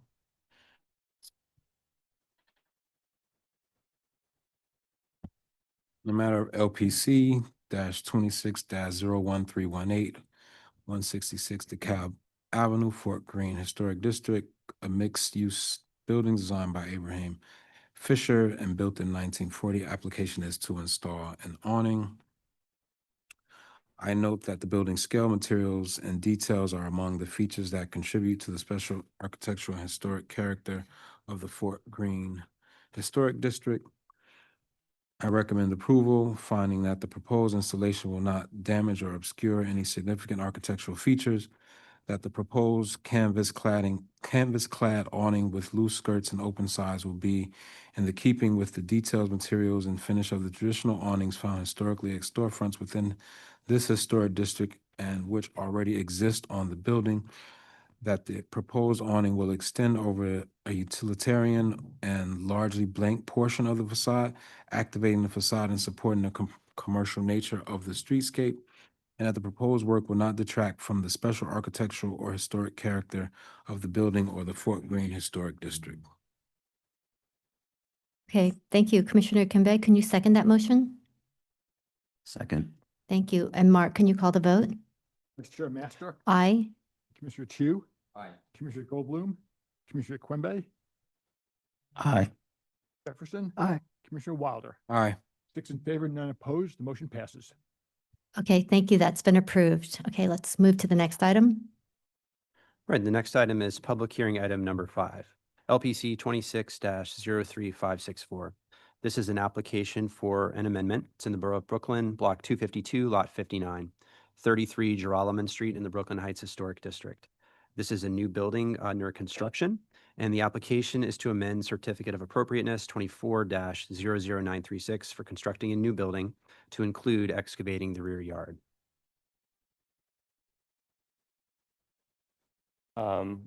Good morning, Commissioners. My name is John Shippers. I'm from Steeringhouse Design and Development, and I am here to present our application for a roughly 300 square foot, fully underground space behind the main building at 33 Joralemon Street in the Brooklyn Heights Historic District.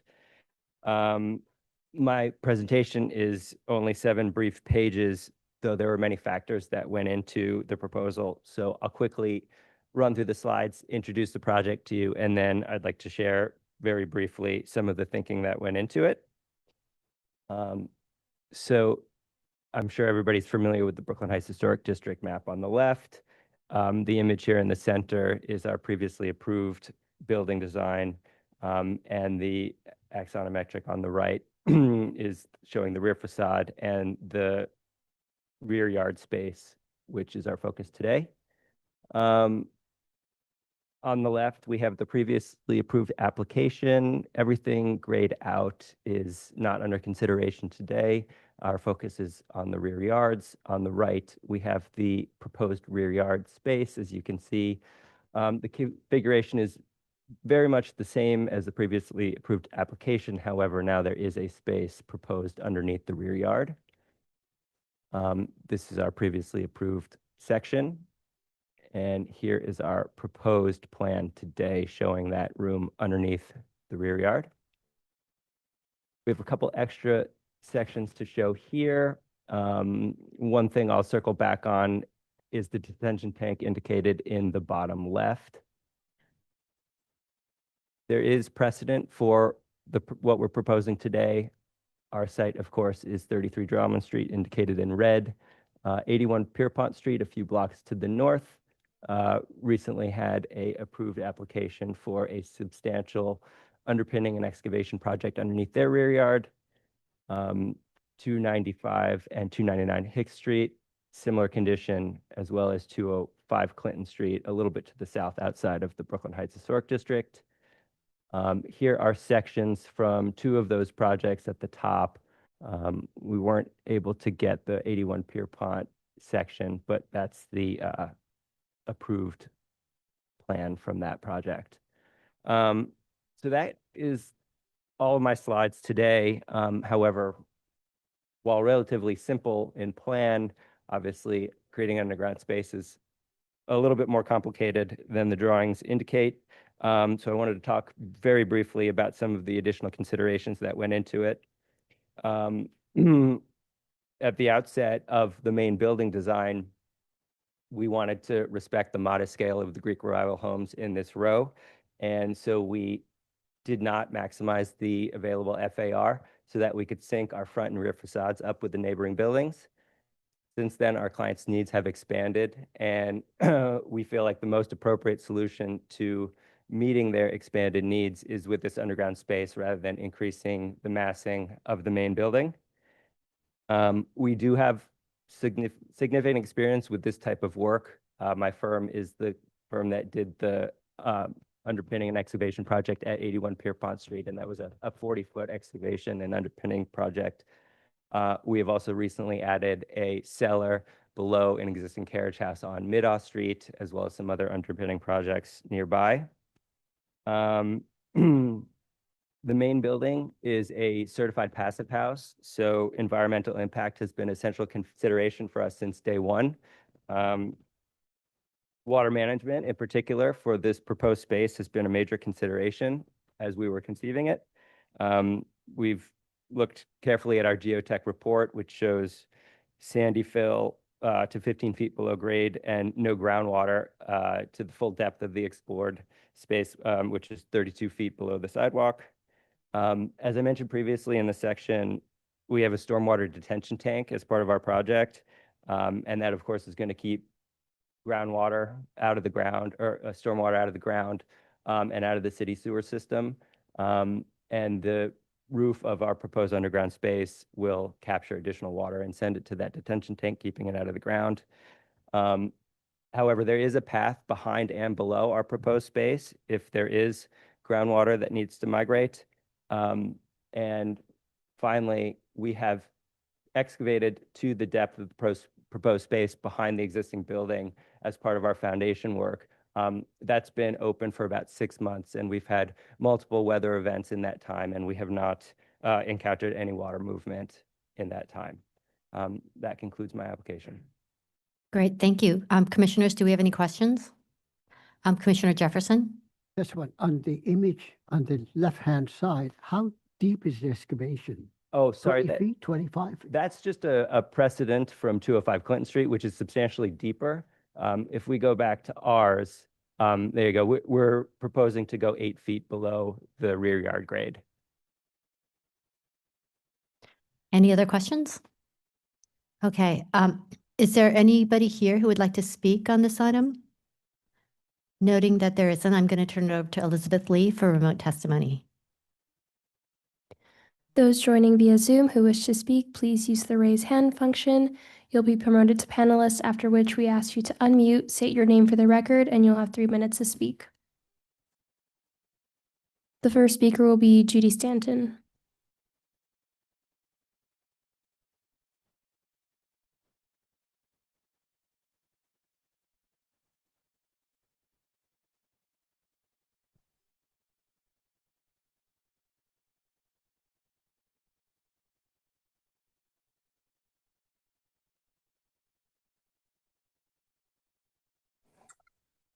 Judy Stanton speaking for the Brooklyn Heights Association. We do not support this proposal. We do not think full lot excavations of row house backyards should be authorized by the commission, even when not visible from the street. These excavations are not the historic condition for row house yards, nor are they something to be encouraged for the future, in which deep plantings can help mitigate climate change. We understand that circumstances at a particular site may not allow a cellar or subcellar under the main house. If an owner proposes to relocate those desired spaces to the rear yards as an alternative, we believe any subsurface rooms should be created only without excavating the entire yard. Or the owner should simply reduce the underground footprint to avoid a full excavation. We wish the materials posted to the Commission's website for this proposal contain the full description of what has been presented today. Especially concerning are the excavation techniques to maintain the large retaining wall for the adjacent to Grace Court apartment complex. And what is the updated plan for the detention tank? As a general matter, we think that the Commission staff should always encourage applicants to prepare sufficient written materials. This both guides the applications at hand and serves as a reference for similar future applications. In our opinion, with this particular project coming back for serial public hearing approvals, we do not think this sequence implies that each subsequent approval should be perfunctory. It is inefficient and makes it harder for the Commission and the public to evaluate the whole project in context. Thank you.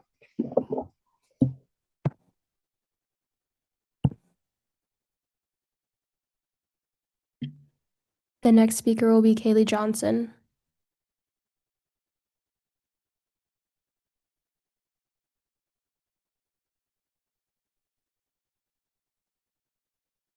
Hello, Commissioners. My name is Kaylee Johnson, speaking on behalf of the Historic Districts Council. HDC supports the concerns of the Brooklyn Heights Association regarding the excavation and the lack of detailing in the presentation. Thank you.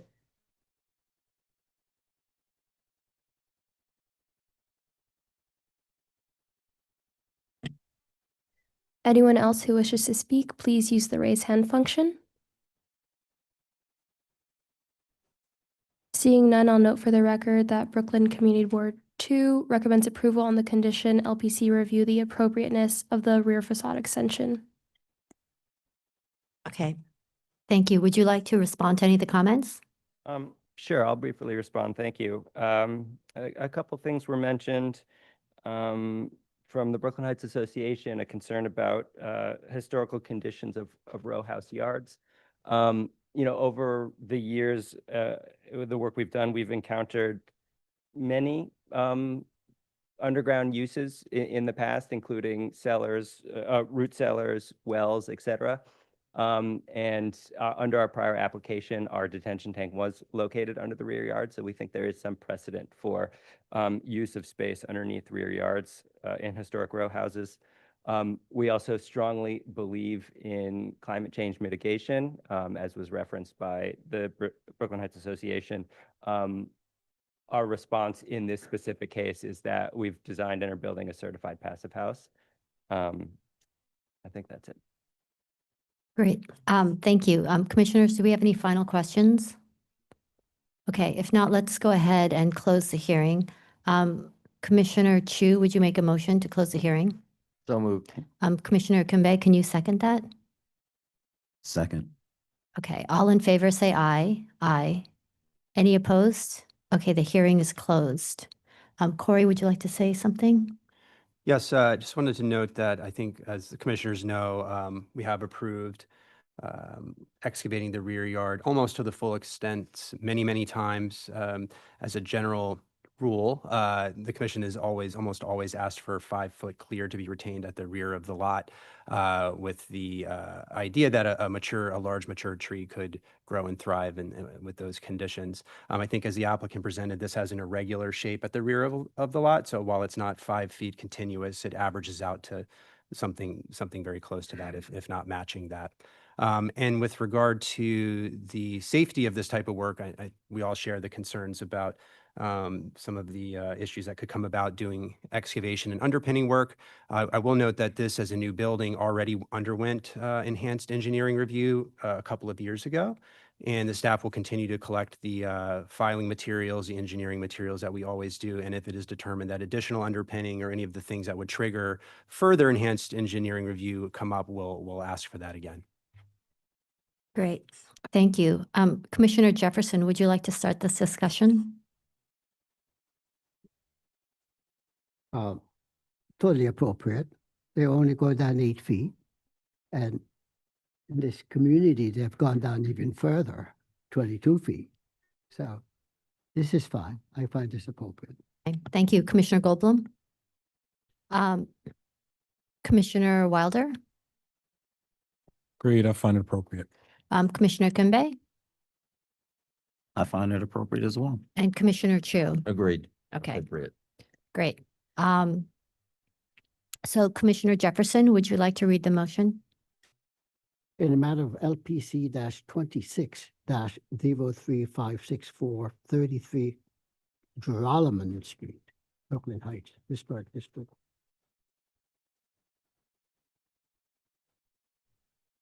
Application is to amend certificate of appropriateness 24-00936 for constructing a new building to include excavating the rear yard.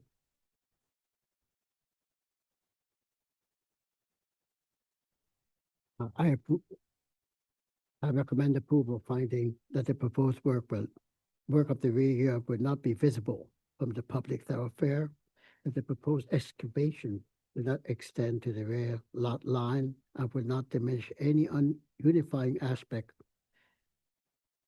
of the central green space, that the proposed excavation will be set back sufficiently from the rear lot line to provide an area capable of supporting significant planting. That the excavation will be done in compliance with Department of Building regulations under the supervision of a licensed professional engineer to protect the building's facade and the adjacent buildings, and that the proposed work will not detract from the special architectural and historical character of the Brooklyn Heights Historic District. Thank you. Commissioner Goldblum, would you second that motion? Second. Thank you. And John, can you please call the vote? Vice Chair Master? Aye. You? Aye. Commissioner Goldblum? Aye. Commissioner Quimby? Aye. Commissioner Jefferson? Aye. Commissioner Wilder? Aye. 6 in favor, none opposed. The motion passes. That's been approved. Thank you. Let's move to the next item.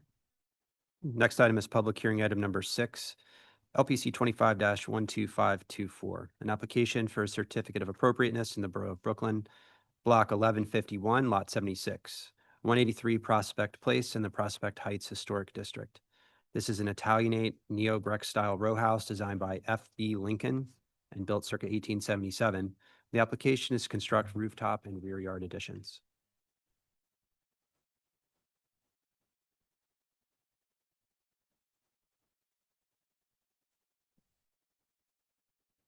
Good morning, Commissioners. Richard Lowry, LPC staff.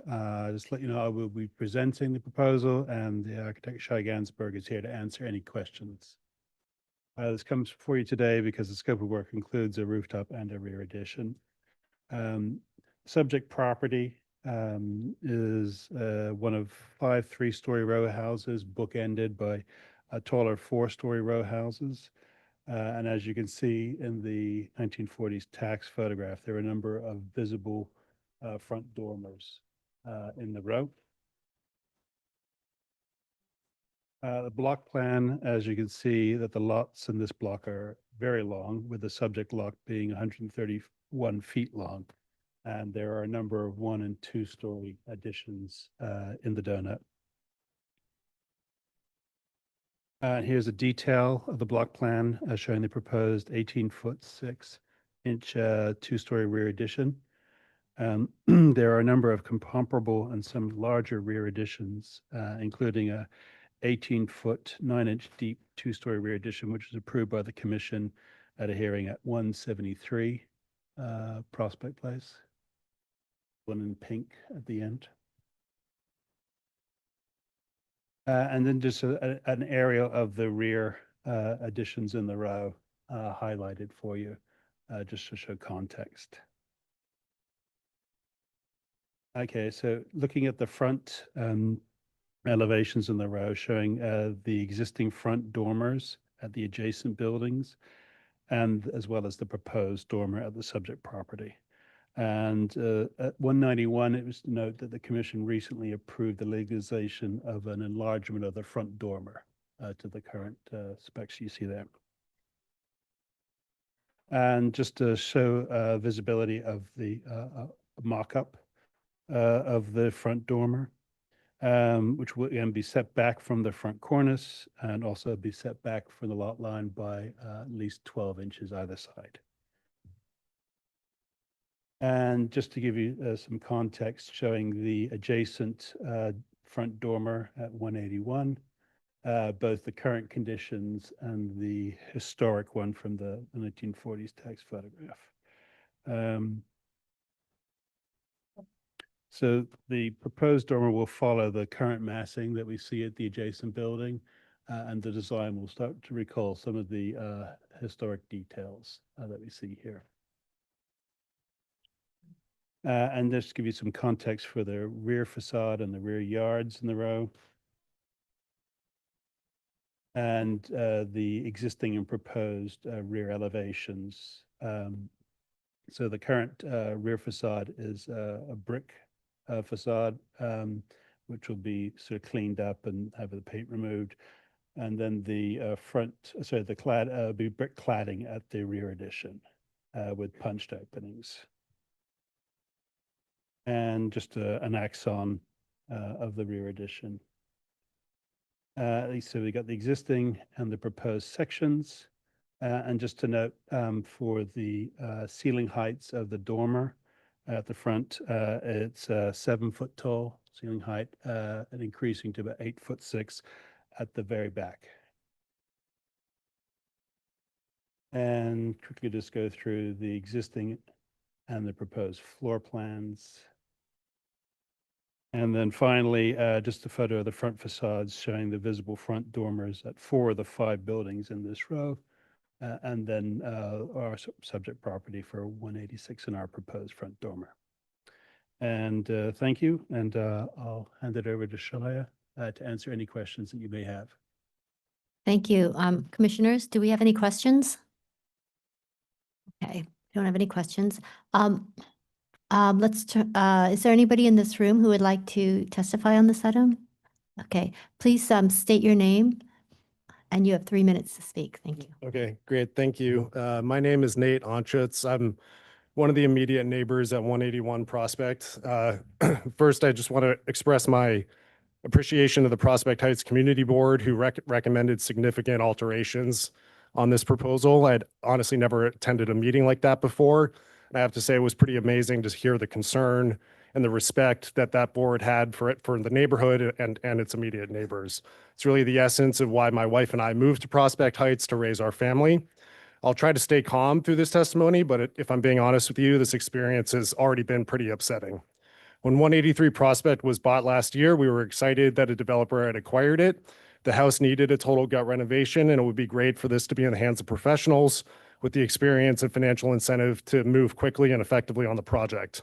We were prepared for a significant disruption to our daily life, but it hopefully meant that we would get to the other side very quickly. Unfortunately, that excitement very quickly faded, as the impact on our daily life was much more than we could have imagined. It was not the noise, which again we were prepared to live with, but instead the very direct impact on our house and on our health. On every floor of our house, we've had dust and debris from the construction coating our floors, and even the toys of our 2-year-old daughter at various times, which frankly would be quite distressing to anyone. We raised these issues to the developers, but as recently as last week, I found broken pieces of wood with nails sticking out that had fallen into our yard. With this proposal, it's hard not to imagine our experience getting much, much worse. That said, I understand and respect the fact that the impact on my personal life of me and my family is really not the concern of this commission, so I'll try to focus on the facts. Stated plainly, I think it is very clear this proposed extension does not preserve the architectural or cultural heritage of this beautiful neighborhood. Instead, it does the complete opposite. In terms of the architectural heritage, one of the great attributes of the neighborhood is we're fortunate to have some of the largest backyards in Brooklyn, which form a beautiful, beautiful oasis in the city. As proposed, this extension would extend farther into the backyard than any other and would become a huge eyesore that significantly alters the backyard for anyone who could see it. The only other long extension that was mentioned, I looked into, was actually passed because of a medical issue for the person who lives there. That was apparently the only reason it was passed, yet it is indeed a huge eyesore for the neighborhood. Second, in terms of cultural heritage, the other great attribute of this neighborhood is exactly that, the neighbors. It is the quintessential Brooklyn neighborhood where everyone knows each other when you walk down the street. I work in renewable energy development, and the very essence of development is getting your neighbors on side with your project. This proposed development has done absolutely nothing to integrate with the neighbors in the neighborhood. There is no intention to live in or care for this neighborhood, and there is a singular focus to make money. I think there is perfect evidence of this from that community board meeting. At the community board meeting, the developers asserted that they had reached out to one of the neighbors at 185 Prospect to confirm their proposal. Well, I spoke with that neighbor, Larry Graham, who said that he, in fact, reached out to the developers and asked them first. I'm so sorry, we've surpassed the 3-minute limit. If you would please summarize the remainder of your testimony. Sure. There's been no, maybe the most important thing to say is in 12 months, there's been zero reach out to myself, to any of our neighbors about anything, including after hearing about the structural damage that was being done to our house with bricks crumbling, et cetera. And so to hear about this proposed extension is quite frightening. And I mean, I would like to go on, but thank you. Thank you for your testimony. Is there anybody else here who would like to speak on this item? Okay, noting that there isn't, I'm going to turn it over to Elizabeth Lee for remote testimony. Those joining via Zoom who wish to speak, please use the raise hand function. You'll be promoted to panelist, after which we ask you to unmute, state your name for the record, and you'll have 3 minutes to speak. The first speaker will be Kaylee Johnson.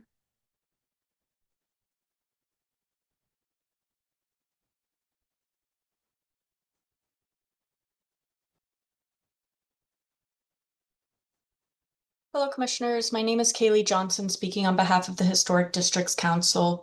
HDC could find this proposal appropriate, but our committee did not find the documentation of the building's context to be sufficient to render an accurate point of view. Understanding how this project will interact with its neighbors is key to our being able to support this proposal. Thank you.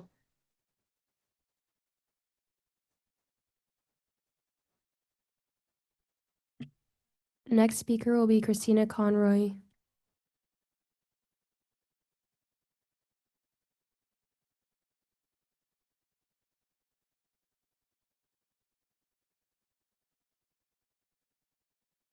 Good morning, Commissioners. I'm Christina Conroy for the Victorian Society, New York. Now, the Victorian Society can support the work for the proposed for the rear of 183 Prospect Place. The 2-story addition, deck, and exterior stairs will not be visible from any public way. It will leave the upper 2 floors substantially intact, and these changes will not significantly diminish the continuity of the row or diminish the rear donut. However, we believe that the new full-width dormer proposed for the front of the roof, clearly visible above the primary facade, is too large and obtrusive.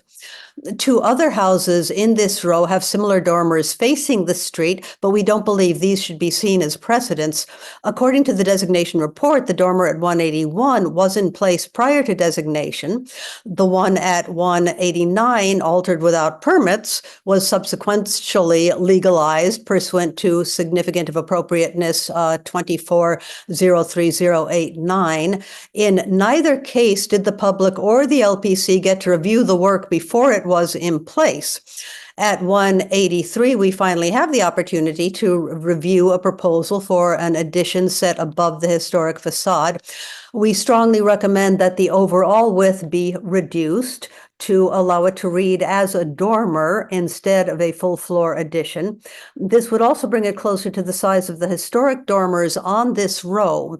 We urge reducing the width by a minimum of 1/3. Thank you, Commissioners.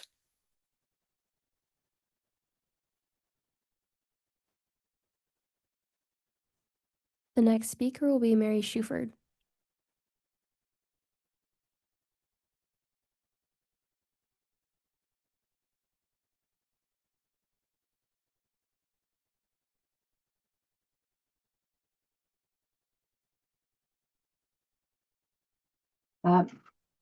Hello, my name is Mary Shuford. I am representing Prospect Heights Neighborhood Development Council. We have reviewed the original version of this application. However, we did not receive any further documentation. So we're basically, our testimony is based on the original version. The rooftop addition will raise the existing crawl space at the front of the building to extend the existing partial third half floor at the rear of the rooftop by 14 feet and 2 inches, creating a full third floor with a dormer front that will be visible from the public thoroughfare. The rear yard addition will be a 2-story full width rear yard extension that apparently will be 18 feet 6 inches deep. PHNDC has reviewed several recent applications for rooftop additions that would have been visible from a public thoroughfare. We have not supported this trend because we do not wish the character of the Prospect Heights Historic District to be degraded by non-historic structures visible from the protective views in the district. We therefore have suggested to these applicants that the addition be set back far enough that the dormer front not be visible from Prospect Place. We are also concerned that the size and bulk of what apparently is now an 18-foot 6-inch full width full rear yard 2-story addition, originally shown as 21 feet, which will now also have a deck, will be out of context with the existing shorter extensions on either side of 183 Prospect Place. We recommend that the proposed addition, deck included, be restricted to a depth aligning with the existing rear yard extension at 185 Prospect Place. In conclusion, PHNDC does not support either the rooftop nor the backyard addition as they are presented in the original application we reviewed. If the applicant revises the plans as suggested so that the rooftop addition is not visible from the protected public thoroughfare and the depth of the rear yard addition is no deeper than the addition at 185 Prospect Place, PHNDC would have no objection to this application. Thank you very much for hearing our testimony.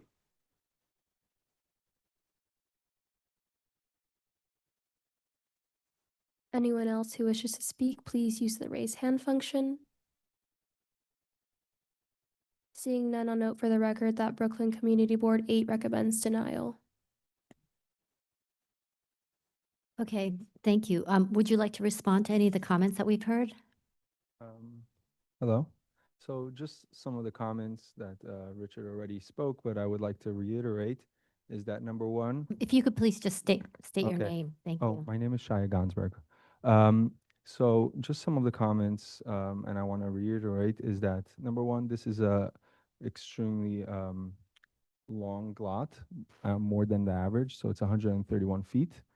And I believe it matches also the other side. So our enlargement, even though 18.5 feet, will still give us approximately 50 feet of rear yard on our side, in addition to the opposite side. So we don't believe that will, increase or damage the donut, as we say, of the property. Also, the dormer that we're proposing will have a 12-inch a 12-inch side. It will be set back 12-inch on each side, so it will not go full width on the property. And in regards to speaking to the neighbors, I can't speak on behalf of the developers.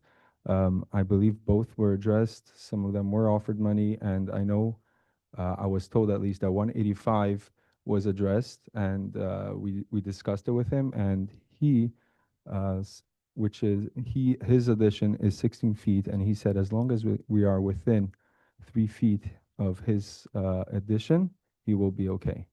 In regards to 181, I do not know or can't speak on behalf of the developers if they discussed it with him or not, but I believe monies were paid. Thank you. Okay, thank you. Okay. Commissioners, do we have any final questions? Okay, if not, let's go ahead and close the hearing. Commissioner Chu, would you make a motion to close the hearing? So moved. Commissioner Jefferson, can you second that? Second. All in favor, say aye. Aye. Any opposed? Okay, the hearing is closed. So, Commissioner Ikumbe, would you like to start this discussion? Sure. Yes, first of all, I'd like to thank the applicant for clearing up some of the items that were spoken of. In reference to the front dormer, I'm actually okay with it, especially once hearing that it will be reduced in size from the sides to be more in alignment with what's on the street existingly now, matching its neighbor next door. As for the rear yard addition, I do find it to be in alignment with pretty much what we normally do approve. We can see the top 2 stories have been maintained. One opening was enlarged to fit a door that actually enters onto a terrace, which is fine. And we are in close proximity to our neighbor as well. So with that being the case, I can find it appropriate. Thank you. And I just want to jump in for a second, confirm that indeed the applicant is proposing to tuck in the sides of the dormers by a foot on either side, even though the drawings in front of you don't show that. So in plan elevation, you would get 1 foot of relief from the lot lines, which is quite similar to what number 181 has now. It does not go to the extent of the lot line. So it's not shown on the presentation, but the applicant has committed to it. They just made the change kind of late and we didn't have an opportunity to swap it out. Okay, thank you. Commissioner Wilder?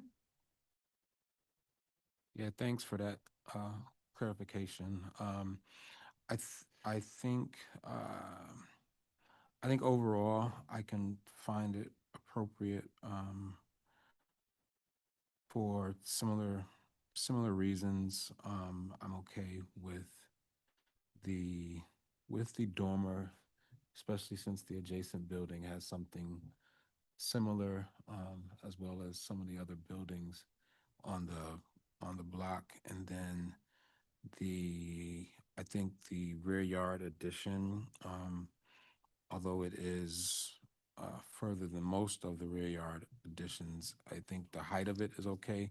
And also, I think the volume compared to the rest of the length of the rear yard makes it not feel as dominating as it would. So I can find it appropriate. Thank you. Commissioner Goldblum? I think that the dormer is acceptable if it does in fact match the width of the one next door. I think that if you look at the row, uniformity is kind of a nice quality of this row of short houses. And since this is a visible addition, I think that promoting that sense of similarity, repetition. So I don't know if 12 inches is, but whatever the dimension is, it should. Towards the back, I think that the idea of a two-story addition is appropriate. I do think it should come back to align with its neighbor. And I think that the deck, which is now shown at, I think, 8 feet, might be a bit deep, considering how most of the area are one story. The deck is basically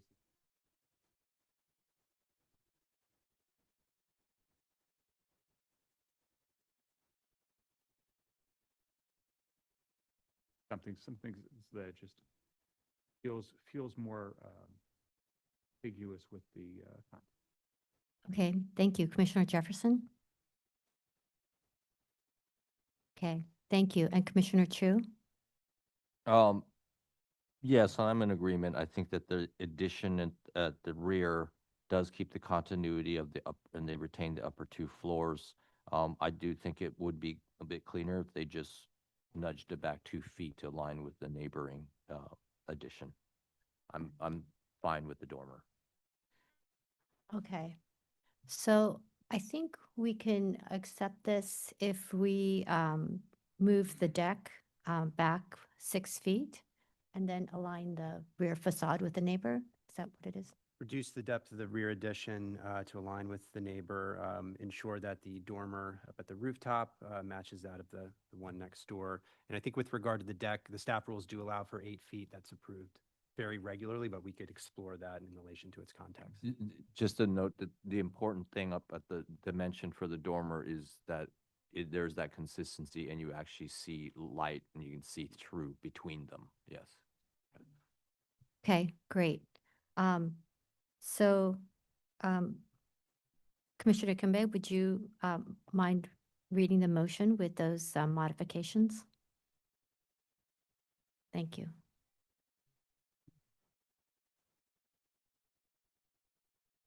Okay. In matter of LPC 25-12524, 183 Prospect Place, Prospect Heights Historic District. This building's an Italianate neo-Grec style row house designed by F.B. Lincoln and built in 1877. This application is to construct rooftop and rear yard additions. I note that the building scale, style, materials, and details are among the features that contribute to the special architectural and historic character of the Prospect Heights Historic District. I recommend approval with the following modifications. That the construction of the proposed rooftop and rear yard additions will not damage or eliminate any significant architectural features. That by the time of the 1940s tax photograph, the several buildings within the row featured dormers that were visible over the primary facade. Therefore, a visible dormer-style addition at the building is consistent with the historic conditions at the row. That the proposed dormer will set back from the cornice, thereby maintaining a sense of the building's original massing and featuring a similar level of visibility to other rooftop additions in the row. That proposed dormer will be well scaled to the roof and typical in terms of placement, materials, details, and finish. That the proposed rear yard addition will not be visible from any public thoroughfare. That the rear addition will not rise to the full height of the rear facade, and the top 2 floors will be retained, thereby preserving the building's relationship to others in the row. That the rear yard in this block are unusually deep, therefore the presence of a modest new rear yard addition will have minimal impact on the large central green space. That the 2-story addition will be consistent with the depth and height of other rear additions found within the central green space. That the design of the addition featuring brick cladding and punch masonry openings will feature a level of articulation, materials, palette and ratio of solid to void that is consistent with other rear additions found at other buildings of this type within this historic district. And that the work will not detract from the special architectural historic character of the building, the streetscape, or the Prospect Heights Historic Districts.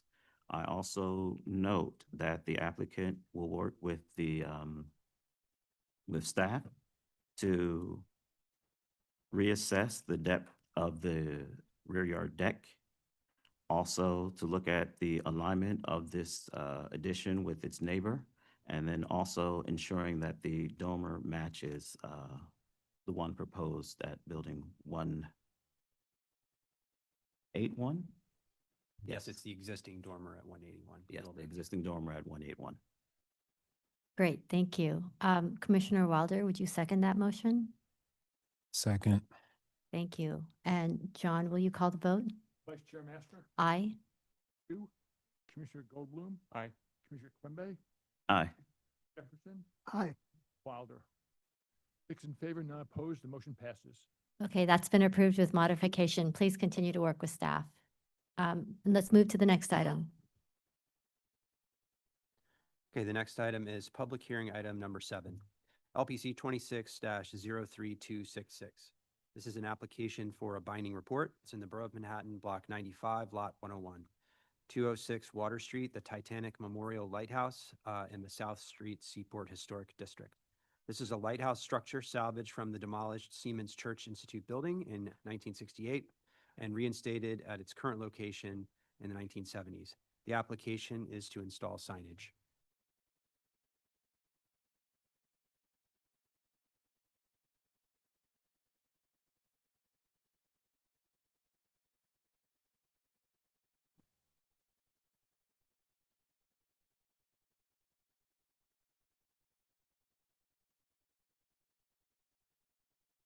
Good morning. I'm Kurt Hirschberg, Associate Partner at Jan Hurt Pokorny Associates, and we're pleased to be here today to present the proposed signage and painting scheme for the base of the Titanic Memorial Lighthouse at the South Street Seaport Museum.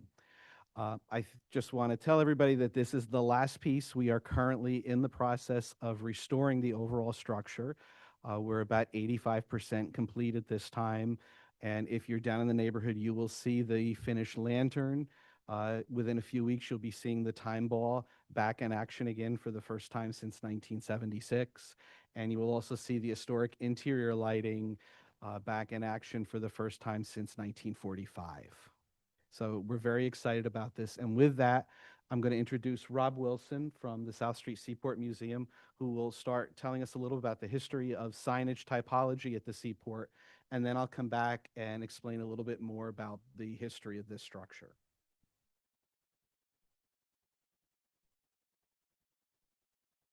Hello, everybody. My name is Rob Wilson. I am the art director and operations manager at Bound & Company, the 19th century printing shop at the South Street Seaport Museum. I am a graphic designer, a type designer, and I teach graphic design at Pace University. So I'm really here to kind of give color to why the painting scheme kind of looks as it does. So this is our kind of initial proposal, is a series of bands, a red band at the top, a band of typography around the middle, and a black band towards the bottom. We use the collection of historic type and references at the Seaport Museum to kind of give historical credence to a lot of the design projects that we make. We have over 2,000 rows of type, but also a couple thousand photographs. So we always start in the Seaport. And if we kind of look at some of these early photographs, we see one methodology that designers would use is placing type in horizontal stripes. A lot of the kind of architecture of the Seaport makes this fairly handy in that you have in between windows space for typography. In kind of making a decision about, what kind of fonts should we choose, the 19th century really has a variety of options. And if we start looking at some of these examples, it's every available space is worth putting type into. It's not how we maybe think of things today, where it's okay, I'm going to be very delicate and mindful. It's if I have space, why not use it to kind of tell people what's inside of my building? You don't really see a ton of sans serif typefaces until about the 1840s. The first one was actually commercially available in 1836. But if we kind of look at some of these photographs as we continue along, we start to see typefaces that kind of mix together. So some sans serif, some serif, but they all kind of create this ebb and flow of visual interest as you kind of look between these horizontal bandings.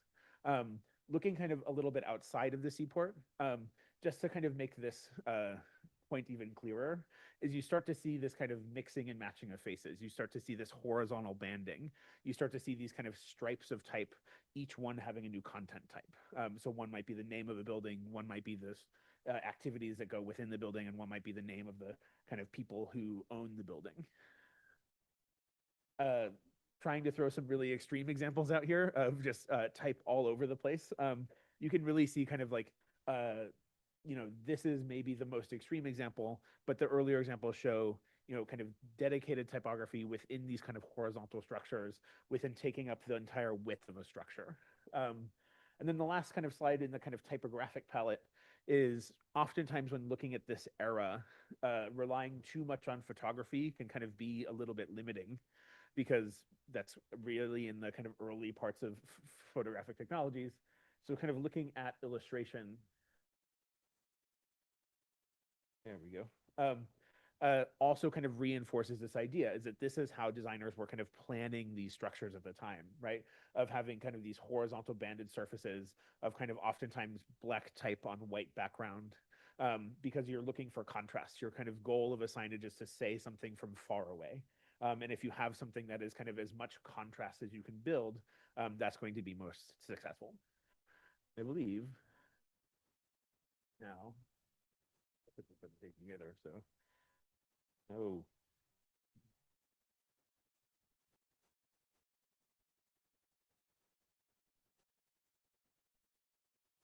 Appears to be frozen.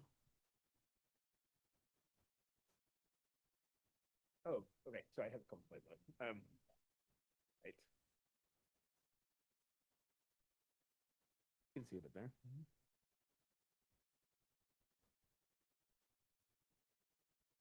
Cool, awesome.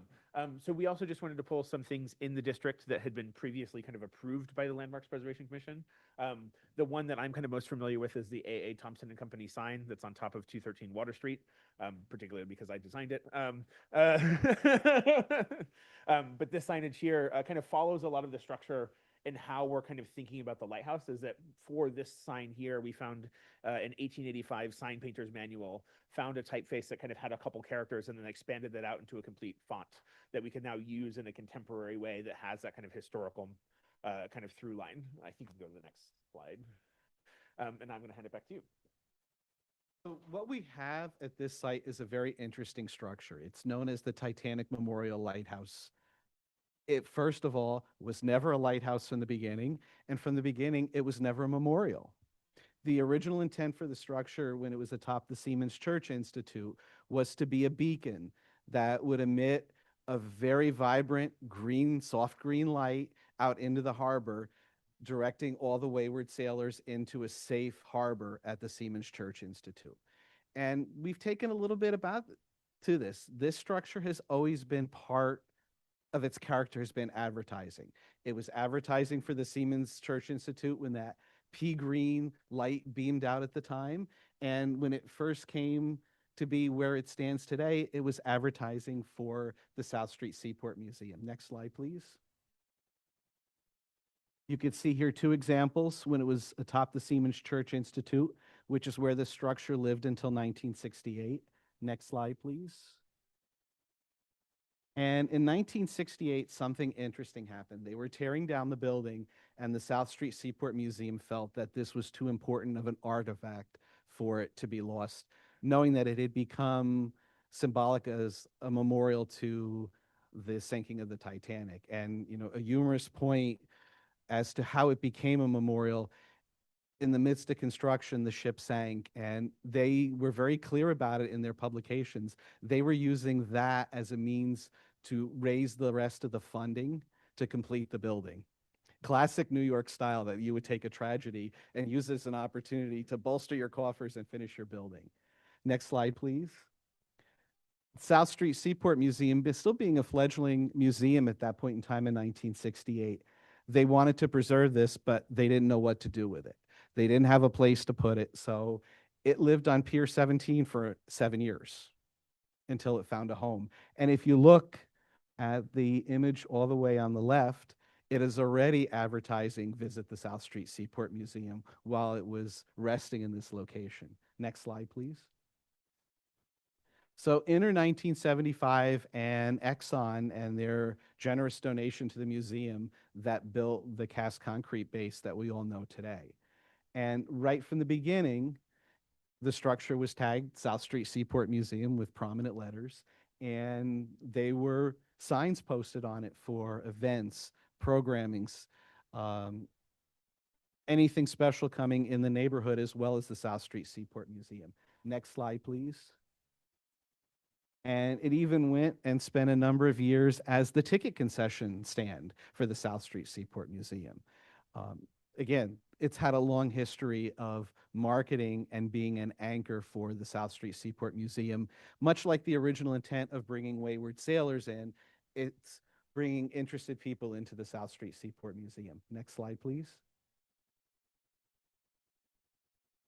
Here are a few other examples of early signage.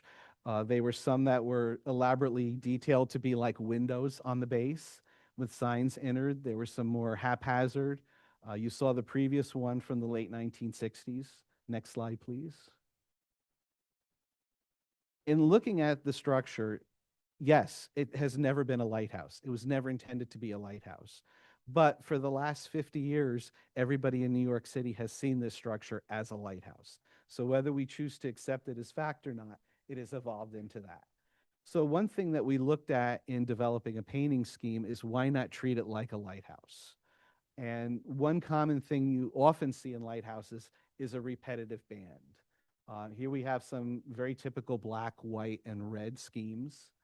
And when we get back into the lettering, you'll see the intent is having the red band at the top. The lettering becomes a symbolic black band, another white band, and then the base is followed with another black band. Next slide, please. Rob, do you want to come back and talk about the scheme? Yeah, so echoing kind of Kurt's description of multiple banding, I want to specifically talk about kind of the typographic band. So if you can go to the next slide real quick, where this shows it kind of unfolded.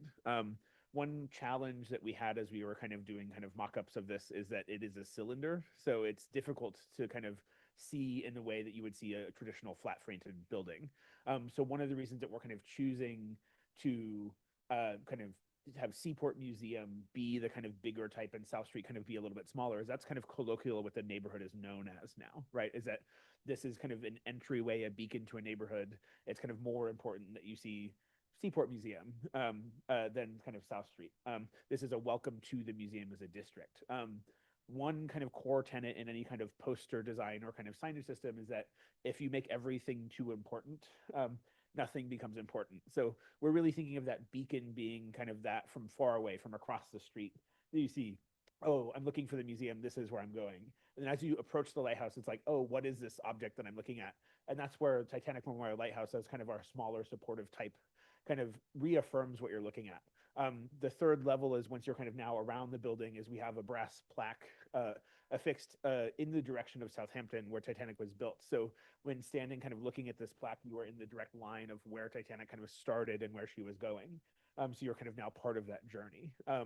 All of this type started as wood type from the museum's collection, which was then printed and proofed, then redrawn and digitized so that we can now make mechanicals for painting. This is something that we kind of do a ton of. It's not the most fast process, but I think that it gives you things that not all of them, but 4 out of the 6 faces had never had digital equivalents. So they are kind of a revival in their own right. Cool. I think it's now you take us off. Next, before we go to the next slide, the one thing to look at in that bronze plaque, there was a bronze memorial plaque on the structure previously. We have preserved that and it's part of the museum's archives now. The reason why that plaque is not going back, there's information on there that we now know is factually incorrect. And we felt it was very important if we're going to do this to get it right. And it also gives us the opportunity to do a larger plaque that tells a little bit more about the story, not just of the Titanic, but of this structure and how it came to live where it stands today. Next slide, please. Again, detail on the size of the signage. Next slide. Here's a detail of the plaque, and you could see how it relates to Southampton. And you could also see the type font laid flat, so you could see how it would orient around the base. Next slide, please. And the last component, because programming is very important at the Seaport, and it's always had a role there. We're proposing a triptych stand that's set approximately 1 foot off of the base that faces on the front side. It replicates signage framework that's used elsewhere at the Seaport, especially down by the piers. And the interior of each of those panels would be modular printed signage that can rotate with events and programs that are current at the Seaport. So it serves the function that this was originally intended to, but it does it in a very flexible manner. And that pretty much wraps it up. Thank you very much. Great, thanks. Commissioners, do we have any questions? Commissioner Jefferson? Just help me out a bit. The form has changed, right? What was on top of the building has changed. The graphics have changed. The symbol has changed, but it's not a lighthouse. So what is it now? A memory? I mean, how? The top of the structure has actually not changed. That upper portion of the structure above the concrete base, that's the majority of the restoration work that's already completed now. That is authentically restored back to what was at the top of the Siemens Church Institute. Okay. It more than anything, when it was placed at this particular site, the intention was for it to serve as an anchor and a focal point for the South Street Seaport Museum, which is pretty much what the structure's original intention was when it was atop of the Siemens Church Institute. I understand that. So the question I'm asking is, the only piece of it that's original is the top. The rest of it is all changed. The rest of it is all changed. What you see below that base all dates from 1976. Thank you. Okay, any other questions? Okay, is there anybody in this room that would like to speak on this item? Noting that there isn't, let me turn it over to Elizabeth Lee for remote testimony. Those joining via Zoom who wish to speak, please use the raise hand function.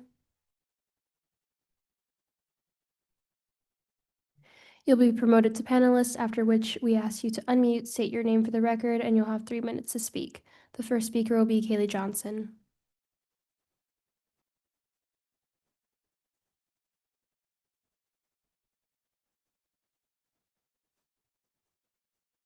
Hello, Commissioners. My name is Kaylee Johnson, speaking on behalf of the Historic Districts Council. HDC finds the billboard-like signage on this recently restored memorial lighthouse to be inappropriate. We recommend placing historically appropriate signage in a location nearby. If signage is to be placed on the lighthouse, we recommend it possess a more artistic and historic character that reads as a mural instead of an advertisement. Thank you.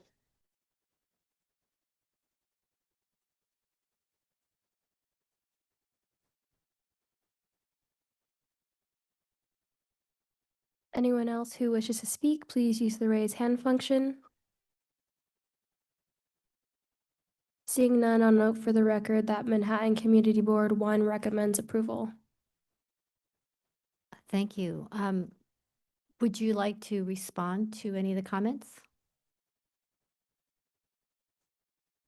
Our feeling, and Rob, feel free to chime in any way. We actually, one of the things we looked at was a varying way of treating the signage, and we wanted to do it as a painted application on the surface. One, because it's reversible, and it does somewhat create a mural type background. And we wanted to go away from that applied billboard-like component of it. And I think we, at least internally, we feel that we were successful in achieving that. Great, thank you. Commissioners, any final questions? Okay, let's go ahead and close the hearing. Commissioner Chen, would you make a motion to close the hearing? Move. Commissioner Goldblum, would you second that motion? Okay, all in favor say aye. Aye. Any opposed? Okay, the hearing is closed. I think I'm going to go ahead and start this one. Okay, I think this is a very exciting project that supports the South Street Seaport Museum.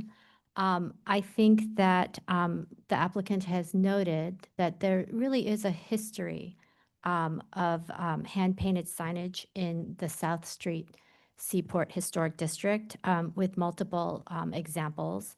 I know that the color scheme, red and white, is recalling the red and white that is often used painted in the lighthouse, and that makes sense here with the lighthouse theme.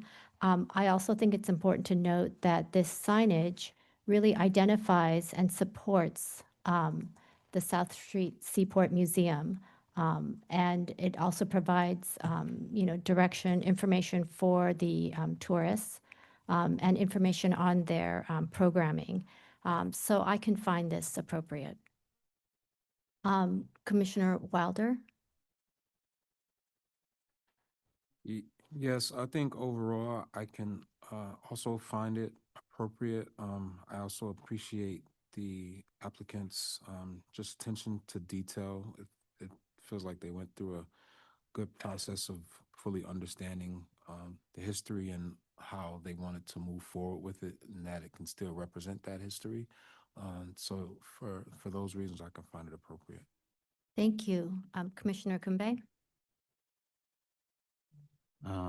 First of all, I'd like to say I actually appreciate the story that goes along here. And actually to see how it even gets transformed into the future. Just having more or less a relic and see how it travels through time is what I found most interesting. I like what has been proposed, and I would like to visit it in the future. Great, thank you. Commissioner Chu? Yeah, I think that this is a really exciting project. The graphics, really what we're looking at here, I think, bring attention, and they provide information. That's really a big purpose, but I still think it's simple. The rendering threw me off a bit, but I see that they didn't include this railing walkway that is actually shown on the right. And I think that actually will help because it'll tie the black lettering to an element that's architectural on it. So I think this is appropriate. Thank you. Commissioner Jefferson? And the graphics, I like the graphics. It works very well. So I can approve. Commissioner Goldblum? Agreed. Any conversation that goes into the serif and sans serif fonts and the methods in which historic text was tattooed across the entire facades of buildings is of great interest and I think it's perfectly appropriate. Thank you. Commissioner Chan? I love it. It's being that, as you know, my father was a ship captain and tied to the sea. He perished at the sea. And so anytime I can, this is one of my frequent area that I stop by. So congratulations. Wonderful. Okay.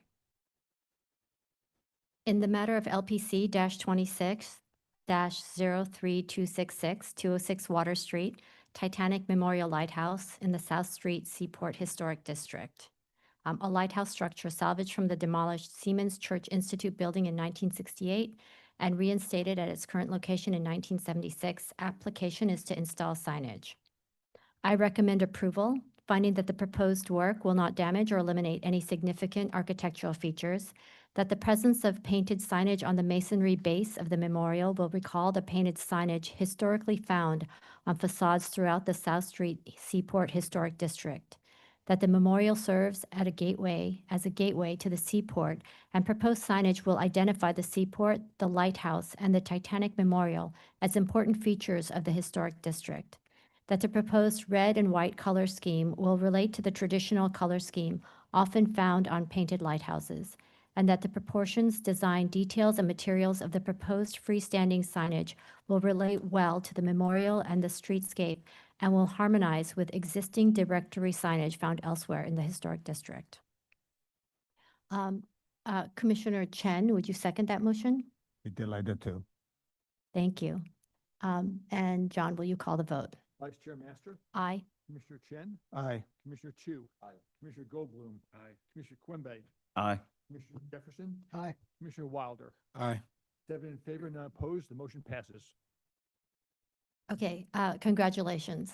That's been approved. Let's move to the next item. Yes, and I'll just note we are ahead of schedule, so we are going to try to do one, if not two items that were scheduled for after lunch. Go ahead and do those now. First of which is public hearing item number 8, LPC 26-03178. This is an application for a certificate of appropriateness in the Borough of Manhattan, Block 615, Lot 43, 15 Bank Street in the Greenwich Village Historic District. This is a Greek Revival style row house built in 1852, and the application is to alter the rear facade, including addressing unpermitted work, and construct a rooftop pergola.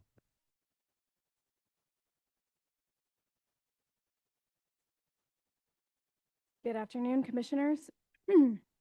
Sarah Ripple with Higgins, Quaisbarth and Partners. I'm joined today by Cynthia Michelle and Anthony Fithekau from Ferguson Shamamian Architects.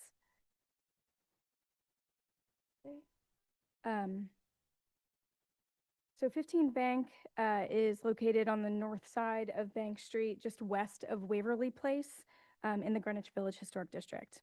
It's an 1852 late Greek Revival row house constructed with 13 Bank. And looking at this photo, 15 is on the left with 13, its sister building on the right, constructed at the same time.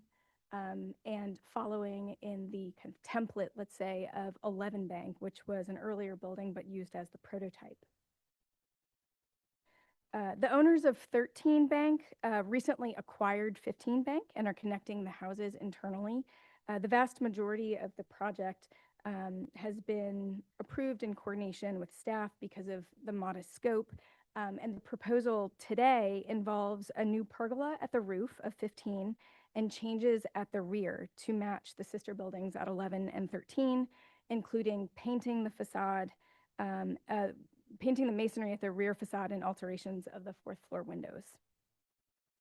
So these properties reflect a typical story of evolution for early row houses in Greenwich Village, resulting in significant changes at both facades. 11, 13, and 15 Bank originally were 3-story brick row houses, Greek Revival or late Greek Revival in style. And you see in 1933, they're already showing beginning signs of updates, including new lintels at 15, ironwork and balconies at 11 and 13. In 1940, on the left, shows the conversion of 15 Bank and removal of the stoop. And then by designation in 1964 on the right, the roof lines of both 13 and 15 Bank have been raised to give the attic floor a higher head height and convert them to a full floor, which is a notable change once we start looking at the rear elevation.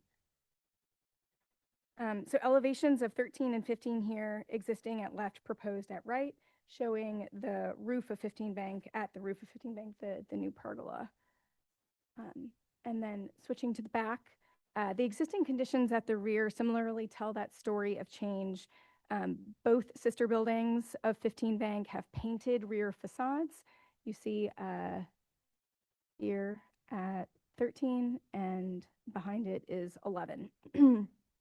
All three have been altered at the parlor floor and basement levels. And at 13 Bank, the fourth floor windows were altered to match 11 Bank, the prototype, and shows signs of prior work above those windows. So everything had kind of been fussed with at the upper floor. At 15 Bank, under prior ownership, the rear facade was reconstructed during a project in 2008 when the basement and parlor floor door alterations were completed. So the rear facade of 15 Bank is entirely new. It's a CMU backup with new contemporary brick cladding. The proposed changes at the rear, again, are to extend the height of the windows at the fourth floor to match those at the sister buildings and to paint the facade to match. This will reestablish the rear facade relationship within that row. The increase in height of the windows is just 7 brick courses. The windows are currently 3 foot 1 inch and the proposed are 4 foot 8. The windows will be 6/6 painted wood sashes and the lintels will be cast stone. The proposed paint will match both sister buildings at 11 and 13 using a breathable masonry paint or mineral paint. Given the reconstruction and use of contemporary brick, of course, this would not affect any historic material and is not visible from any public right-of-way. At the roof, the new pergola is proposed at the 15 bank, is similar to the existing pergola at the neighboring roof. So existing conditions at the roof with mechanical and skylights shown. There is some staff level work that has been shown in the drawings and approved, but not yet built. These are the current conditions. Okay. The pergola will be constructed of aluminum and finished in a light green to match 13 bank. It's set back from the parapet by 6 feet at the east end and is approximately 9.5 feet wide by 14.5 feet long. In section, looking east, the existing is above and the proposed is below. The 9-foot 4-inch height allows for the necessary clear path for FDNY and is consistent with the neighboring pergola. Significantly, visibility of the pergola is limited. From across the street and at the corner, there's no visibility. On Waverly Place, which is what you see here, you begin to see the pergola reading only that horizontal rafter. And in the rendered view on the left, the proposed finish, light green finish, really allows it to recede into the background. And walking down Waverly, it becomes slightly more visible, but still fairly minor. And then again on Waverly from where it disappears behind the corner building. The visibility is limited to a short 25-foot stretch of the sidewalk on Waverly, so quite a limited and oblique view. All in all, the proposal is quite modest. The work at the rear will not be visible or affect any historic fabric and will enhance the relationship of 15 Bank with its sister buildings within the row.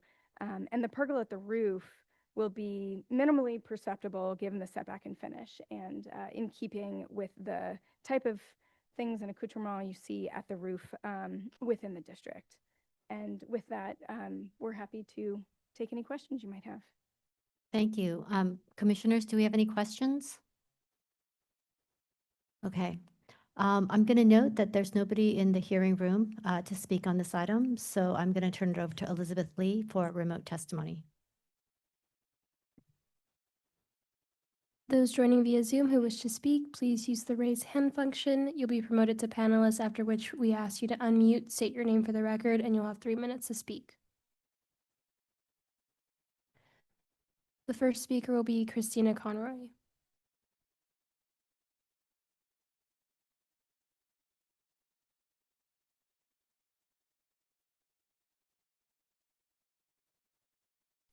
Good afternoon, Commissioners. I'm Christina Conroy for the Victorian Society, New York. The Victorian Society urges that no action be taken on this proposal to legalize unpermitted work because the application has not clearly shown exactly what unpermitted work they wish to legalize.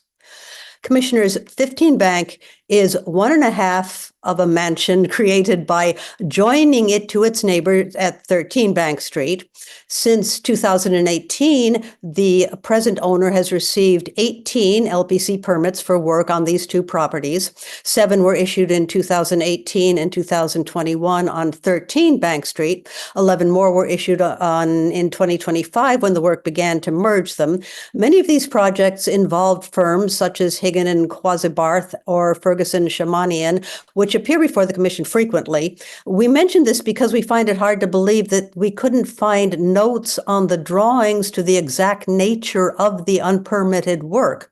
It is also shown clearly labeled, it is also not shown clearly labeled on the photos.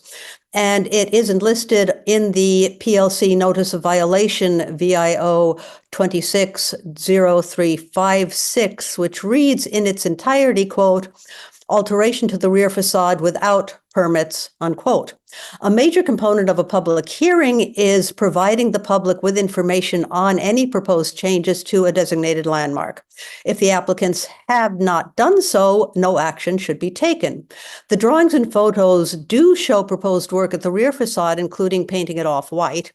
The applicant notes that the red brick on this facade is not historic material, and we can support this change. However, we cannot support enlarging the windows on the top floor of 15 Bank Street.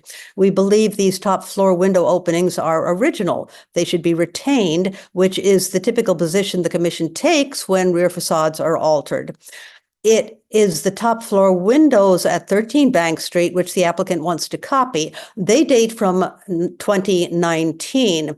They were altered to match the window openings at 11 Bank Street pursuant to LPC Miscellaneous Amendment 19-40683. However, 11 Bank Street was built in 1845. 13 and 15 Bank were built in 1851. The windows at 11 should not serve as a model for the windows at 15. We also cannot support the proposed construction of the pergola at 15 Bank. The photographs show that it will clearly be seen above the primary facade of this house. Roof pergolas are not a typical feature of 19th century row houses. One in this prominent position will draw attention from the original features of the building. We also note that the floor plans show that there's an existing pergola on the roof of 13 Bank Street, which was installed pursuant to the permits issued between 2018 and 2021. It is set back in an area of the roof which is not visible from the street. With one pergola already in place. I'm sorry, would you please summarize the remainder of your testimony? I shall. We believe the construction of the second pergola will be visible above the primary facade on 15. It is inappropriate and must be denied. Thank you, commissioners.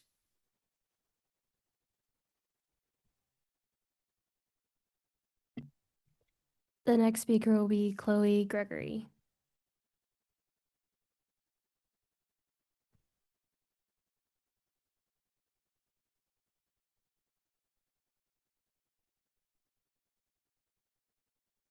Good day, Commissioners. My name is Chloe Gregoire, and I'm speaking on behalf of Village Preservation. Thank you for the opportunity to testify. Village Preservation finds the pergola proposed for this rooftop to be too visible over the primary facade and from points along Waverly Place. The applicants state that the pergola will match the one previously approved at staff level and installed at number 13, but that structure is set lower and further back and is not perceived from any public thoroughfare. The height of the new pergola should be lowered or its depth reduced and set away from the primary facade so that it's visibly minimized. Regarding the rear facade, the proposal may be acceptable, but we are disappointed to see that work was conducted without permits. Thank you.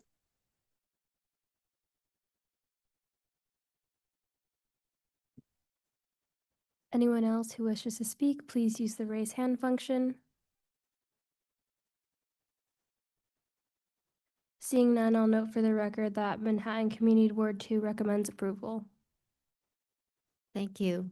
Would the applicant like to address any of the comments? Yes, thank you. I'll take it item by item as the scope is listed and reiterate a couple points that we made.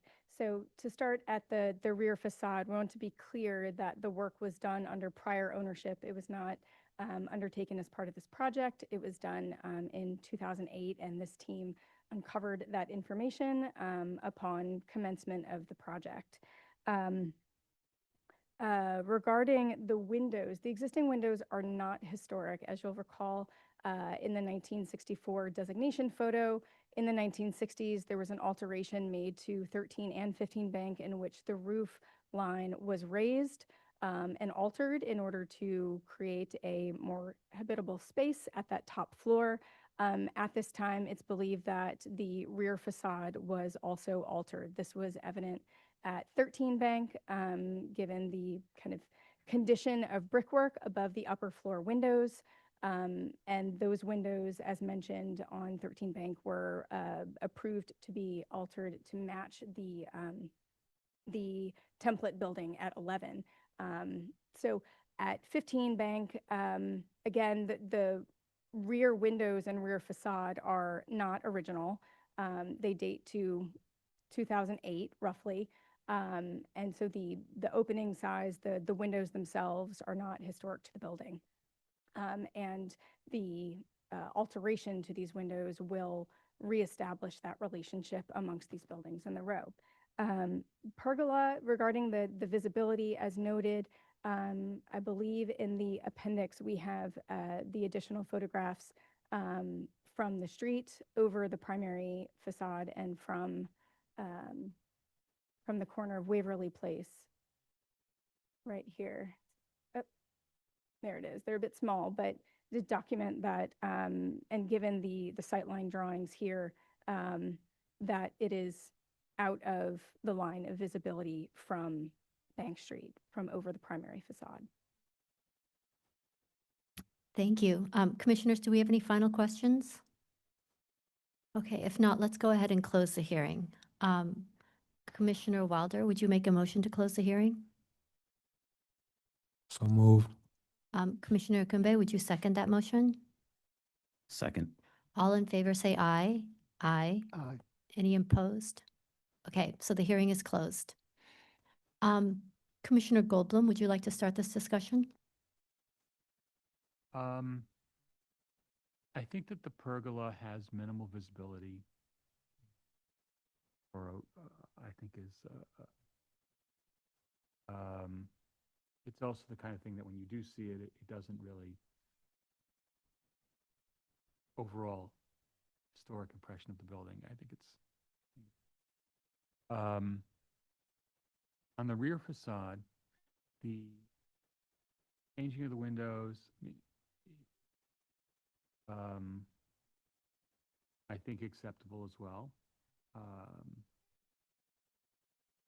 Buildings have shown a lot of change over the years, this row, and I think that the retention of those windows when the volume has already changed, kind of like, you know, the cow left the barn. I think that uniformity here, usually I'm not such a uniformity junkie, but I think here it makes sense because the buildings were kind of modified in tandem. And because there is a relationship between the three buildings, I think it's an appropriate gesture to take. Painting of the rear facade is, it's one of those things that I think I'm a little bit less comfortable with because it serves to face the individuality of the two buildings. That said, the difference in the cornice, the difference in the rear facade treatment at the lower two levels, those may be enough to retain. I'd be interested to hear. Okay, thank you. Commissioner Jefferson? I'll start with the rear facade. I think the painting of the two facades the same color is fine because of the distinction between the two buildings. When I looked at it last night, I thought they're not the same. And that was my first perception. So the paint is fine. I think the unpermitted work, I pass over that. The rooftop pergola should not be seen at all. They should push it back and make sure it's not visible. I think in this particular building, we should, if they can move it back a foot or two and not have it visible, would be fine with me. Okay, thank you. Commissioner Chu? Yeah, I, for the most part, agree with Michael's comments. I think the pergola is minimally visible from the sightline studies. I don't think it would ever be confused with the style of the historic facade. It's a light piece. It's not a volume.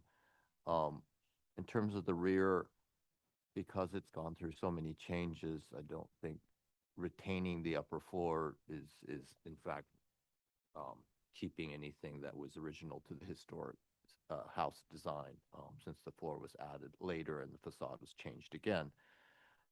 In this case, I don't mind the the continuity or the repetition, the base of the building, even though the owner is combining them into, I think, one residence, I do like the fact that they retain their individuality. However, I do think what's being shown is appropriate and fine. The base of the buildings are different as well. Yeah, I think for the most part, appropriate. Thank you. Commissioner Kumbe? Yes, beginning with the pergola, it actually looked like from what was presented that the pergola would not be visible. Or is it a slight smidge? Okay. I believe that's okay. That's not going to cause any huge issues. As for the increasing of the size of the windows in the rear, I believe that is okay, especially based off the history provided with the multiple changes that have happened throughout the years. And as for the painting of the facades to one color, neither here nor there. It's how you feel, I believe. Okay, thank you. Commissioner Wilder? Yeah, I'll just jump off that. I think because of the differences at the bottom two floors, it seems odd to paint them the same color. I guess I'm kind of looking at it from the opposite approach. So I think I would prefer it to stay the colors that they are, while also being okay with the increased window height. And I guess I'm on the fence with the pergola. I think I could be okay with it if they pushed it back slightly, because I think it would be pretty identifiable if you're seeing it from the street. So, but overall, I find it appropriate. Okay. Commissioner Chen? Yeah, I share the same sentiment, and I think as to the painting in the back is really, up to the majority here. I guess I think the two buildings are distinct, especially at the base, as Michael Goldblum said correctly, and so I leave it up to the commission. Okay, it sounds like we are fine with painting. I think only one commissioner had a problem with that, so I think we have the votes for that. I think two commissioners felt uncomfortable with the visibility of the pergola. So we don't have the votes. Well, I think we that. can recommend that they work with staff to reduce or, eliminate if feasible the visibility of the pergola over the front facade. Okay, great. Are you comfortable with that? Regarding 15 Bank Street in the Greenwich Village Historic District, applications to alter the rear facade, including addressing unpermitted work and construct a rooftop pergola. I note that the building's style, scale, materials, and scales are among the features that contribute to the special architectural and historic character of the Greenwich Village Historic District. Recommend approval with modifications finding that the rear facade is not visible from any public thoroughfare, that the reconstructed rear facade built without LPC permits, featuring full white brick over CMU backup and punched openings, double hung windows, is in keeping with the residential character of the building and other buildings in the block. That the proposed modified top floor window openings will match the height of the top floor windows at the other buildings in the row, thereby maintaining continuity at the rear facades. That the proposed pergola will only be minimally visible over the front facade and will be in keeping with other rooftop accretions in the district. In terms of material and finish, that the work was not and will not detract from special architectural and historic character of the building. However, I recommend that the applicant work with staff to further reduce the pergola's visibility over the front facade to the point where it is no longer visible. Thank you. Commissioner Chen, would you second that? Second. Thank you. And Mark, will you call the vote? Vice Chair Master. Aye. Chen. Aye. Commissioner Chu. Commissioner Ginsburg. Oops, sorry, he's not here. Commissioner Goldblum. Aye. Mayor Quembe. Aye. Jefferson. Aye. Wild. Aye. 7 in favor, none opposed. The motion passes. Okay, that's been approved with modifications. Please work with staff. Thank you. Okay, now we're going to break for lunch. So that concludes our morning session. Right now, it's 12:35, so let's come back at 1:05. And we're going to resume the afternoon session. So we're going to ask anybody on Zoom to voluntarily exit at this time so you don't experience technical difficulties returning to the afternoon session, which might arise if we have to remove you. Thank you.